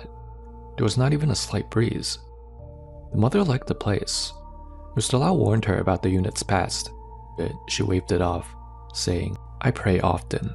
I haven't done anything wrong, so I don't fear ghosts, if they even exist." She signed the lease on the spot. Within a week, she called him in a panic. "My daughter says a Zizé visits her at night, climbing down from the ceiling with a very long tongue." Mr. Lau almost spat out his coffee. He asked if she wanted to terminate the lease. He won't be able to refund her deposit though. She agreed immediately and moved out the same day with her daughter. That night, Mr. Lau dreamed again. He was standing outside the apartment, holding the keys. The door opened on its own. The lights flickered on, one by one. A woman in a pair of brown pajamas walked slowly from the kitchen into the living room. She stood beneath the chandelier spot, her back to him, and whispered, "Do you want to stay?" Then her head started turning all the way around. It twisted 180 degrees as she looked at him with an unsettling smile spread across her face. Mr. Lau woke up again, drenched in sweat. The time on his phone read 4 a.m. Mr. Lau felt a chill run through him as he laid in bed trying to shake this nightmare from his memory. He decided to take the listing down, as it didn't feel safe to continue pushing it out. The day after, he returned with a colleague to hand the keys back to management. His colleague refused to step inside after Mr. Lau told him about it, so he went in alone to make sure all of the windows were shut properly before handing the key back to management. Mr. Lau bowed his head and said out loud, "唔好意思，呢幾日打攪晒，我唔會再返嚟㗎啦，請你原諒我." This means, sorry for disturbing you these past few days. I won't be coming back again, so please forgive me. Once he secured all the windows and closed the blinds, as he turned to leave, the bathroom door slammed shut with a deafening bang. There was no draft door or anything like that, since he made sure all of the windows were closed. It was impossible for that door just to slam shut like that out of nowhere. He froze, goosebumps crawling up his arm, before bolting back downstairs with his colleague. That night, Mr. Lau fell ill and ran a fever for 2 days. He also went straight to the temple to pray for safety, just in case anything decided to follow him home. Mr. Lau actually had one last dream about this woman in the brown pajamas after returning the key. The woman in the brown pajamas sat calmly on the sofa, staring at him. She spoke softly. "Please, tell my story, because the one who cheated wasn't me." The woman was calm in this dream, and she didn't have that unsettling smile he's always seen on her the past 2 times he's dreamt about her. She looked sad and alone. Mr. Lau almost felt sorry for her. As for whether that apartment ever sold, he doesn't know, and he doesn't want to know. So, what do you think happened here in Mr. Lau's story? If you remember from my other episode on Hong Zak's stigmatized properties, you'll know that when at least one death happens in a unit, the unit becomes classified as a Hong Zak. People usually tend to avoid these, not only because of superstition, but also because of cultural taboo. Even if you don't see anything being inside, it can still feel depressing or unsettling after you know about its past. This is why property prices drop sharply for such units, sometimes between 30 to 50%. The fact that there were multiple deaths in this particular unit, where the victims all passed in similar manners, suggests that there's a vengeful spirit maybe drawing others to repeat the act, like replaying its own trauma through new victims. Also, if you recall the Taoist priest warning the unit owner after seeing the death summoning incense, it's a classic omen. In Chinese folk religion, incense is a medium between worlds. If it burns unevenly or abnormally, it's believed to be a direct sign from the unseen. The priest's warning ties into long-standing beliefs that incense can reveal fates. This was the clearest red flag that the unit wasn't just unlucky, but actively dangerous for anyone who lives there. What about the mother and daughter who moved in shortly after? The girl, seeing the zizé crawling from the ceiling with the long tongue, could really be what she saw, as children are considered more sensitive to spirits because they are closer to the inside of existence. The image of the long tongue is usually tied to victims of hangings. The tongue protrudes in strangulation deaths. I think this was the woman in the brown pajamas' true death form that the little girl was seeing. Also, who really was this woman in the brown pajamas? I'm pretty sure this was the wife of the unit owner. It seemed to me that at first, she tried to scare Mr. Lau away, but after he finally agreed to stop showing the apartment and to leave her alone, her final message to him was that her death wasn't just despair, but injustice.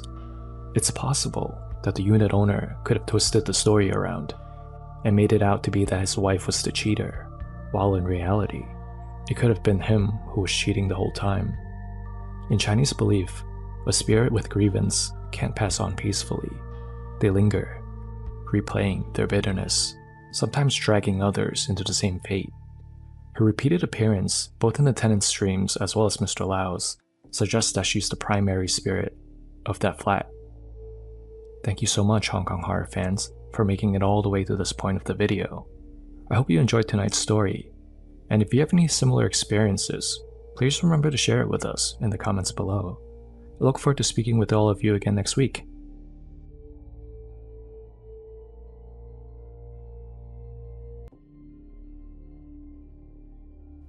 Hey everyone, welcome back to another episode of Hong Kong Horror. I'm your narrator, Simon. Tonight's episode is another pretty heavy one, related to a deep concept in Cantonese culture called Qin Sai Yun Yi. If you wronged someone badly in the past life, cheated them, betrayed them, or caused their death, that debt can carry over into the next life. Are any of you familiar with this concept? If not, hopefully you will be more knowledgeable about this after this episode. Alright, so do any of you drive in a major city? Parking is always a nightmare if you don't have a parking spot. But what if I told you, sometimes having a parking spot, especially in one of those old underground parking garages, can lead to a different type of nightmare. If you've had to walk through one of these parking garages alone at night, then you probably know how unsettling it could be. This first story is from a man from Seong Sui. It happened over 10 years ago in the parking garage of a private housing estate, but it's something he will never forget for the rest of his life. Let's call him Tony. Tony, at the time, worked as an IT manager. Some nights, he would have to work overtime, sometimes clocking out around 11:30 p.m., reaching his home parking lot after midnight. The parking garage he parked in was old and poorly maintained. The lighting was dim, the air smelled damp and faintly rancid, and he was fairly certain people occasionally relieved themselves in the stairwells. It smelled horrible, but what can he do? Tony had a spot that he preferred parking in every night. It was a corner space on the 3rd floor. It was out of the way and far enough where nobody would bother his car or ding it by accident. That night, he parked as usual, switched off the engine, and just stepped out when a soft female voice called out right next to his ear. "Sam. Sam." Tony froze. He wasn't Sam. His name was Tony, so who was around this late at night calling him Sam? He glanced around but saw no one. Dismissing it as fatigue from a long day of work, he shook his head and rubbed his ears. The voice was gone. As he was walking to the elevator to exit the parking garage, his phone rang, making him jump. It was just a few friends seeing if he wanted to go out for siuye, a late-night meal. Since he had the next day off, he agreed.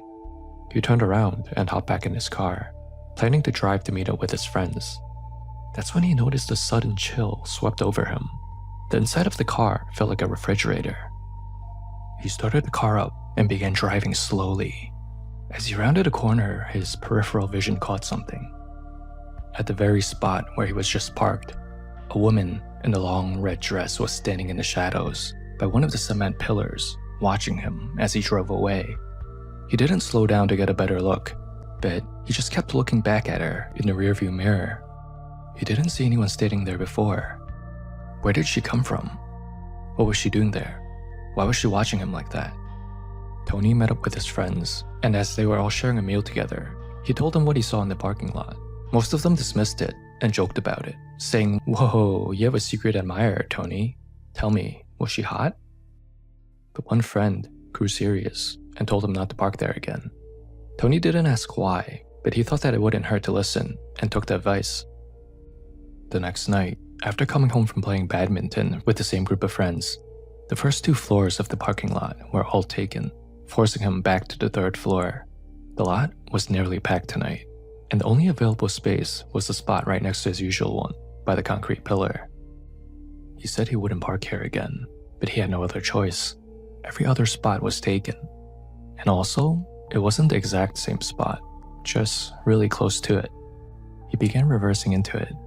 After backing in and parking the car nice and straight inside the designated spot, he stepped out of the car. His heart sank. Somehow, he ended up right in the exact spot he had always parked in. Tony just stood there, confused. How in the world is this possible? He's 100% sure he was parking in a different spot, next to his usual spot, as he was backing into it.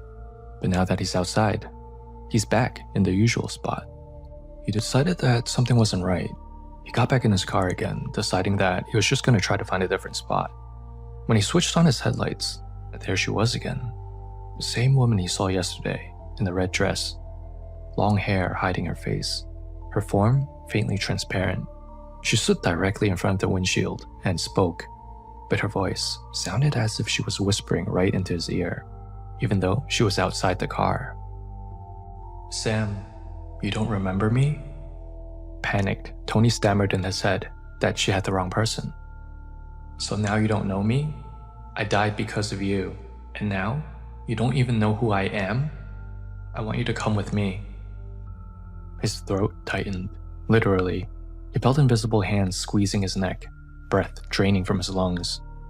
Then, suddenly, another voice, male and calm, broke through. "Miss Chu, debts from a past life should be settled in the past. Let it go." The pressure around Tony's neck slowly eased up and vanished. When Tony looked up again, she was gone. A man stood outside his car in a security guard outfit. Tony assumed he was the security guard for this parking lot. He calmly leaned in closer to Tony, who now rolled down the window. "Are you okay, sir?" he asked. Tony sat there, still dazed, catching his breath still. As he slowly nodded to the guard admitted he'd seen the woman too, and that Tony was actually the reincarnation of the man who caused her death decades ago. "This time, you were lucky I was here doing patrol," the man warned. "Next time, maybe not." How did the security guard know all this? Tony had no idea. Perhaps this guard had some kind of gift. Did he change his career from something in the spiritual field? Shaken, Tony later hired a Taoist priest to perform a ritual for this woman, whose surname he was told was Chu, the same name that the security guard called her by. After this ritual, days later, as Tony was driving along a busy road, dizziness overcame him. The red-dressed woman appeared again on the side of the road, and in that split second, his car drifted into the path of an oncoming truck. Tony swerved out of the way last minute, managing to avoid the oncoming truck, but he crashed into the side of the road into some bushes. The airbag saved him. He escaped with minor injuries, but the message was clear. This was not over. Tony got in contact and brought in a high-ranking Taoist master to perform a full transcendence ritual in the parking lot, hoping that it would help. Chanting echoed through the garage as monks prayed for Miss Chu to release her grudges from the past life and move toward reincarnation. When it was over, the suffocating weight in Tony's chest lifted. His car was totaled in the accident, so he decided to just start taking public transportation instead, and never replaced it. He never set foot in that parking garage again. As for the mysterious guard who appeared that night to rescue Tony, he never saw him again. He even asked the guard at the entrance of the parking lot, but nobody knew who he was. Whether he was a spirit protector or a friend from a past life, Tony would never know. So, what do you guys think happened to Tony in this parking garage? Was he just tired and seeing and hearing things that weren't actually there? Or was there something more sinister at play here? Let us know what you think in the comments below. Alright, so here's what I think happened in Tony's situation. I believe the spirit, known as Miss Chu, was someone that Tony wronged in his past life. This is something called Jinsai Yunyip. In many traditional Chinese and Cantonese folk religion, it's believed that a person's soul is reborn many times. If you wronged someone badly in a past life, cheated them, betrayed them, or caused their death, that debt can carry over into the next life. This is called Yunyip, literally resentment karma. The wronged soul becomes a vengeful spirit if they die with strong emotions and fail to reincarnate. Instead of moving on, they wait, sometimes for generations, to find your soul again in its new body. When they do, they may haunt or harass you until you acknowledge them. They can cause misfortune or illness to pay back the pain you caused. They can also directly attempt to take your life. From what the mysterious guard told Tony, Miss Chu died because of him, or rather, because of the man he was in his past life. She called him Sam, so I assume that was his name from his last life. She might have been romantically involved with him, and he betrayed her, leading to her ending her own life. Why do I think this? Because she was seen wearing red clothing, and in Cantonese folklore, female spirits dressed in red are almost always vengeful spirits. It's believed that if a woman wears red when they end their life, they are believed to become really powerful ghosts because red locks their resentment to the mortal realm. Spirits in red are considered more dangerous because they have the willpower and energy to actively seek revenge. Maybe Miss Chu might have been promised a marriage, but he abandoned her, ruining her social standing in the time when that could destroy a woman's life. She might have died protecting him or taking the blame for something he did. We won't know for sure, but I strongly believe it is related to one of these. In all of these cases, the emotional intensity, betrayal, humiliation, or unfulfilled love is believed to anchor the spirit in the mortal realm. So why did Miss Chu refer to Tony as Sam? It's believed in Cantonese culture that the soul has a continuous thread across lifetimes. She doesn't see Tony, she sees the same soul from her lifetime. So she called him by the name he had used in their shared past life, Sam. The human body changes every lifetime, but the Ling One, spirit soul, carries an energetic imprint that remains consistent across reincarnations. A ghost tied to someone through karmic debt doesn't see the current you. They sense the soul's signature, and that's what triggers recognition. So to Miss Chu, Tony wasn't Tony, he was still Sam, the man from her own lifetime, regardless of his current body and name. Humans almost never remember their past lives consciously, but spirits can remember everything. That's why Tony was so confused. He had no memory of ever being Sam or knowing Miss Chu. So another question, who was this mysterious security guard that saved Tony? If he was a real security guard, then he should have been easy to track down, but Tony couldn't find him again. This leads me to believe that he wasn't an ordinary human. In folk interpretation, this sudden vanishing means this helper came from elsewhere, intervened for a single purpose, and left when the job was done.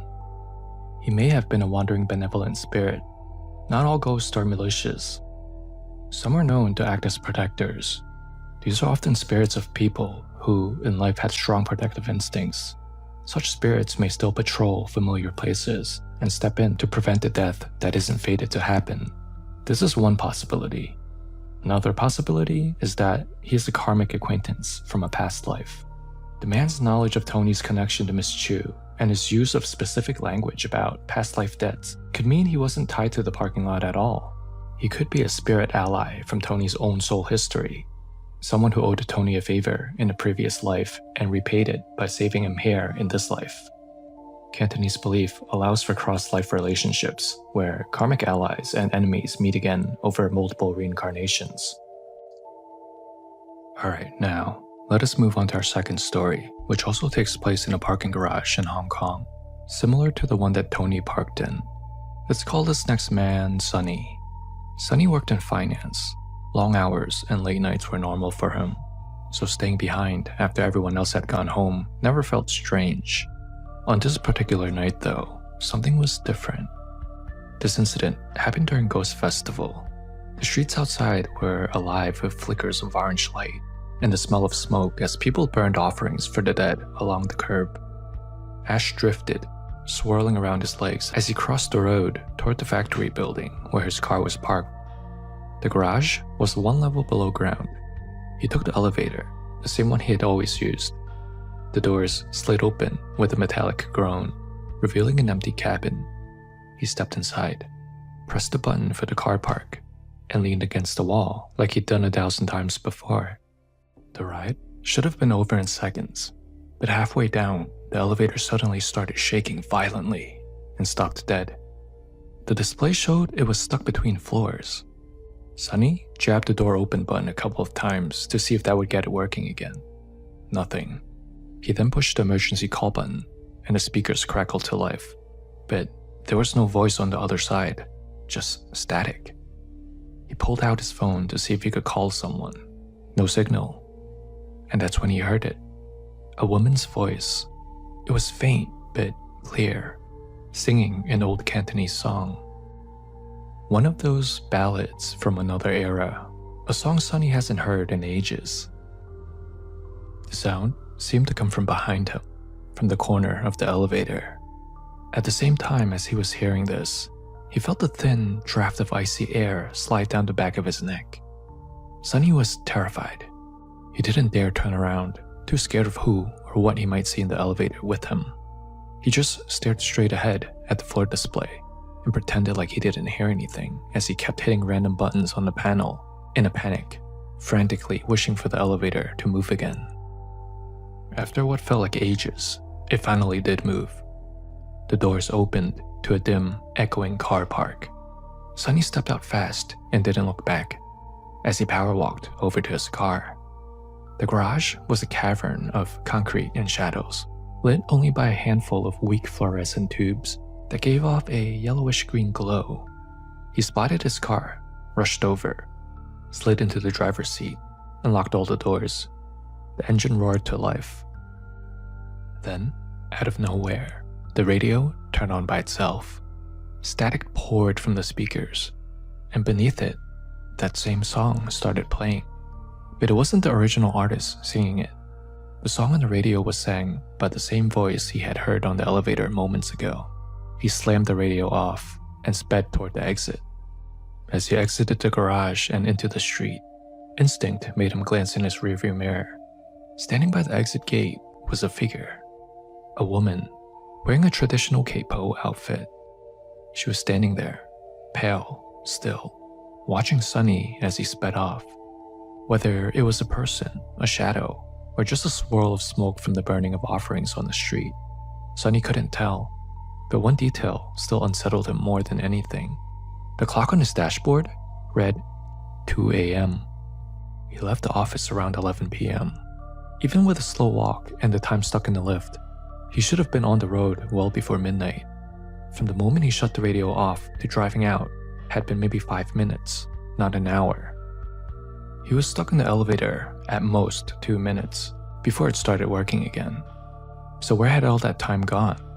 To this day, Sonny still can't explain it. Since that night, Sonny never worked late again on Ghost Festival. Have any of you experienced anything similar to what Sonny experienced? Please tell us about your personal experience in the comments below. We would all love to hear about it. There's one concept that I want to touch on here that I think happened to Sonny regarding his time loss.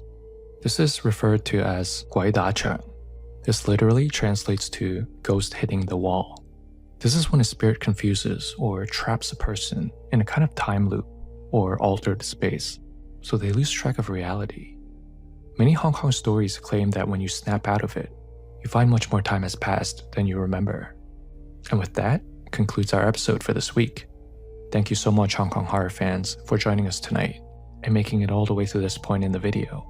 I really appreciate all of your support. Please remember to like, comment, and subscribe. I look forward to speaking with you again next week.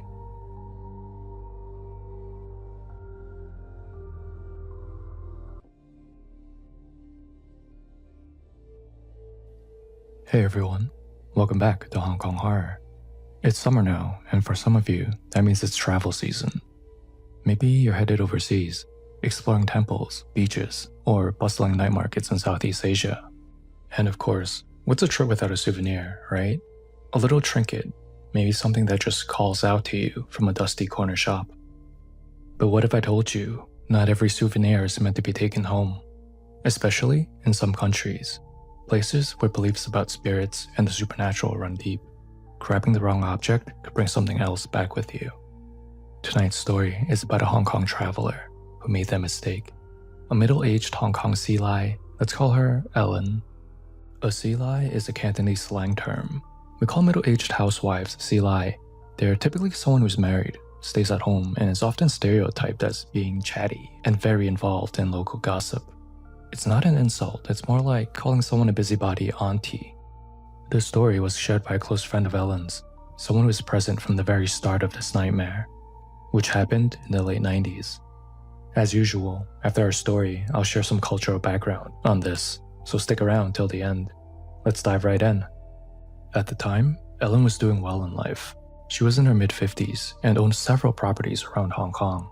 The rental income alone was more than enough to sustain her. She didn't work, and neither did her closest circle of friends. They all made a fortune in the stock market, along with housing prices in Hong Kong. They were all pretty much retired and just looking for other ways to pass the time. They traveled often. A familiar group of Silai, all retired, well off, and always looking for their next getaway. This time, it was Chiang Mai, Thailand. A week-long package tour booked through a Hong Kong travel company. Everything was arranged: the flights, the hotels, the meals, and all the sightseeing. The first few days were everything they hoped for. They followed the tour bus from temple to market to cafe to waterfall, snapping photos and sampling local foods, laughing like schoolgirls again. On their last full day in Thailand, over breakfast at the hotel buffet, one of the women in the group mentioned something unexpected. She had a distant relative who had been living in Thailand for years now. Through him, she just found out about a local spiritual master, or shaman, who would be performing a rare ritual that evening. The location was just a short drive from their hotel. The woman leaned in, intrigued. It wasn't on the tour itinerary, but it sounded interesting. Something different. A chance to see something spiritual. They joked about asking for more luck in stocks, or a blessing for health or longevity. They weren't exactly superstitious, but they were curious, and it wasn't like they had anything else planned that night. So after dinner, the group of sea lions stepped out of their usual comfort zone. No tour guide, just the 6 of them, following a vague address written on the back of a hotel napkin. They had no idea what kind of ritual they were about to walk into. The building didn't look like much from the outside, just a single-story structure tucked behind a narrow alleyway. But as soon as the women stepped inside, they noticed that this wasn't like any of the temples they visited earlier in the week. No golden Buddhas, no incense wafting through the air. Instead, the room was dim and hushed, lit only by oil lamps placed along the walls. Strange talisman hung from ceiling beams. It felt less like religion, and more like something they'd seen in Thai horror movies. Folk magic, something secretive and old. The sea lions hesitated, but they had come all this way, and there was about 30 locals gathered inside already. Most of them solemn, eyes fixed on the figure in the center of the room, the shaman, seated cross-legged, surrounded by offerings. Out of habit, the group tried to blend in, shuffling along the edges of the space, inching forward for a better view. The ritual lasted nearly an hour, chanting, smoke, sudden bursts of movement. To Ellen and her friends, it felt more like a fascinating performance. At the end, the shaman stood and held up 3 strings of dark, worn prayer beads. He announced that these were blessed items, and he would give them out for free to 3 lucky people in the room. The group of sea lions didn't speak Thai, but one of the local members also spoke Cantonese, so she helped the sea lions translate. Everyone surged forward to try to get one of these beads. Ellen didn't even know what these beads were for, but they were free and they were limited. Her hands shot up before she even thought about it, so did everyone else's. Somehow, hers was one of the hands he chose. Ellen was too thrilled. She laughed as she turned to her friends, holding it up proudly. None of them got one, just her. She felt lucky. In Cantonese, we have a saying, "Mo tam siu pi ni." Don't be greedy for small benefits. It's a phrase older folks say when something seems too good to be true, a quiet warning that free things often come with a hidden cost. I think this phrase fits perfectly to Ellen's situation here. Before dismissing the crowd, the shaman gave the 3 recipients a final set of instructions. They were to wear the beads every night, only at night, and before sleeping. They have to recite a short mantra in Thai. He repeated it very slowly, syllable by syllable, until they could memorize the rhythm. It was said to invite fortune, wealth, and prosperity, but only if done consistently, and only if done with faith. Ellen didn't understand a word of it, but the mantra was short, and the rhythm stuck in her head like a tune. She repeated them under her breath until she memorized it. Back at the hotel, her friends teased her, half joking, half envious. "You're the lucky one. If it really brings you wealth, you better treat us all to dinner." Ellen laughed, clutching the beads like a prize. She felt special. The next morning, they boarded their flight back home to Hong Kong. The trip had come to an end, but Ellen didn't forget the beads. She followed the instructions precisely, each night before bed. She stood in the bathroom mirror, slipped the beads over her neck, and chanted the mantra softly under her breath, over and over again. At first, nothing changed. 2 weeks passed, no sudden windfall, no winning stocks. But then, Ellen began to hear a voice. It started faint, just a whisper behind her right ear, a mumble that wasn't Cantonese. She couldn't place it. She brushed it off, thinking maybe she had too many late nights playing mahjong. Her friends joked that she was just too obsessed with the ritual, but Ellen stayed consistent. She kept the routine, and the voice grew louder. Still foreign, but somehow, I felt like her body understood. One night, as she chanted before the mirror, Ellen's hands began to move on their own. Her fingers curled, twisted, made the shapes of strange symbols in the air like seals from an old folklore. She didn't recognize them. Her body simply acted. It unsettled her. She finally decided to stop. No more beads, no more chanting, just in case. But it didn't help. The voice didn't go away. The hand movements continued, especially between 3 and 4 a.m., when Ellen would suddenly wake, drenched in sweat, and find herself seated upright in bed, fingers moving in the dark like someone else was puppeteering her limbs. Friends told her that she looked tired. Then they said she looked sick. Her skin grew dull, the lines on her face deepened. She looked like she aged 2 years in just a few weeks. But still, she didn't know what the voice was saying. But every night, it was clearer. And the voice kept coming. Eventually, Ellen started experiencing insomnia. When she did manage to drift off, it was never restful. She had the same recurring nightmare every single night, always between 3 and 4 a.m. without fail. She found herself standing inside an old wooden hut, somewhere humid and dim, somewhere that felt like Southeast Asia. But it wasn't her.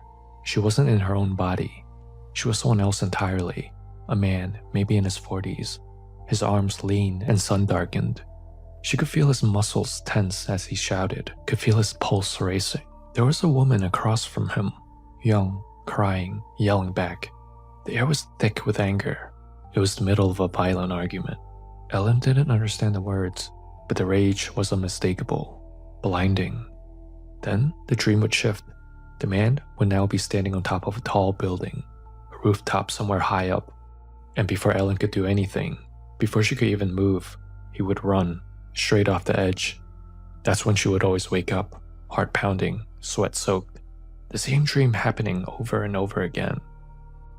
Each time she remembered more detail. The sound of the woman's voice, the feel of the dirt floor in the hut, the wind on the rooftop. It wasn't just a dream, it felt like a memory. But it wasn't hers. Ellen didn't want to believe it at first, but after everything that had happened, the voices, the hand signs, the nightmares, there was only one conclusion that made sense. It had to be the beads. She pulled them from her drawer and dropped them straight into the trash can. But the voices didn't stop. If anything, they became more aggressive. Sometimes she heard it even during the daytime, like someone was standing behind her shoulder. She went to doctor after doctor, specialist, neurologist, scans, blood work. Everything came back clean, no explanation for what she was experiencing. That's when she remembered the tour guide from their trip. He had taken care of everything during the trip. Maybe he could help again. Ellen called him. She didn't hold anything back and told him everything. The man listened quietly. When she finished, there was a long pause before he spoke. He's heard of this before, not often, but enough to know it wasn't just folklore. Some shamans in Thailand, not all, but a certain few, were known to place intentional curses on unsuspecting tourists. They would hand out free gifts, or blessings, often during mysterious ceremonies, and those items would serve as anchors, conduits for something else. And after a while, when the victim became desperate enough, the only solution was to go back to the shaman who started it. Of course, the removal of the curse wasn't free. It was some kind of spiritual extortion, and for someone like Ellen, there wouldn't be another way out. The guide agreed to help her. He would arrange transport, go with her even. He helped Ellen book her ticket for the same week. But something didn't want her to leave. On the day of her flight, Ellen arrived early to the airport. She looked exhausted, distant, but determined. Then, as she stood in line at the security checkpoint, the voice returned, sharp and insistent, like it was right next to her ear. She tried to ignore it, tried to keep moving, and then everything went black. She collapsed in the middle of the terminal. An ambulance came. By the time she regained consciousness, she was in the hospital. Doctors ran more tests. Again, nothing conclusive. No stroke, no seizure, no nothing. Still, they asked her to stay overnight for observation, just to be safe. That night, Ellen was placed in a private room on the 9th floor. No one knew exactly what happened in the late hours in the night. The nurse on duty said the call bell was never pressed, but at 3:47 a.m., Ellen jumped out the window. Afterwards, the tour guide who was supposed to meet her began warning his clients to never attend rituals they didn't understand, and to never bring back something just because it was free. So, What do you think happened to Ellen here? There's a lot going on, but here's what I think happened. Ellen was linked to a soul through the beads. These prayer beads weren't a blessing, but rather a binding object designed to connect the person wearing them with a restless or vengeful spirit, most likely the man from her recurring nightmares. In some Southeast Asian occult practices, cursed objects are intentionally used as a vessel to offload a haunting or pass a spirit onto someone else, often through ritual or contact. Once accepted, the bond is sealed. The time that Ellen keeps waking up every night between 3 to 4 a.m. is known as the spirit hour. This is known in many Asian spiritual systems as the time when ghosts are strongest and boundaries between the worlds are weakest. This explains why the spirit's influence intensifies at night, controlling Ellen's body, entering her dreams, and eventually possessing her completely. The recurring nightmare was a spiritual replay, or loop, but it's not her own. Ellen wasn't dreaming, she was being shown the final moments of the man's life, someone who passed violently. Ellen, seeing herself in his body in this dream, shows a type of identity overriding, a sign that the spirit was merging with her, preparing to replace her soul entirely. Finally, the fall from the 9th floor wasn't Ellen ending her own life. I think this was a complete spiritual takeover. By the time Ellen tried to go back to Thailand to remove the curse, it was a little too late. The bond was too deep, and the spirit refused to let her leave, because that would mean breaking the link between them. In many Thai and regional beliefs, people who died by ending their own life carry extremely heavy spiritual energy, especially if it's tied to emotional distress. These spirits can become very powerful ghosts. Dark practitioners, especially in Thai occultism, may collect or bind these troubled spirits to objects like bones, beads, or clothes, through rituals performed on site of death, or using personal remnants.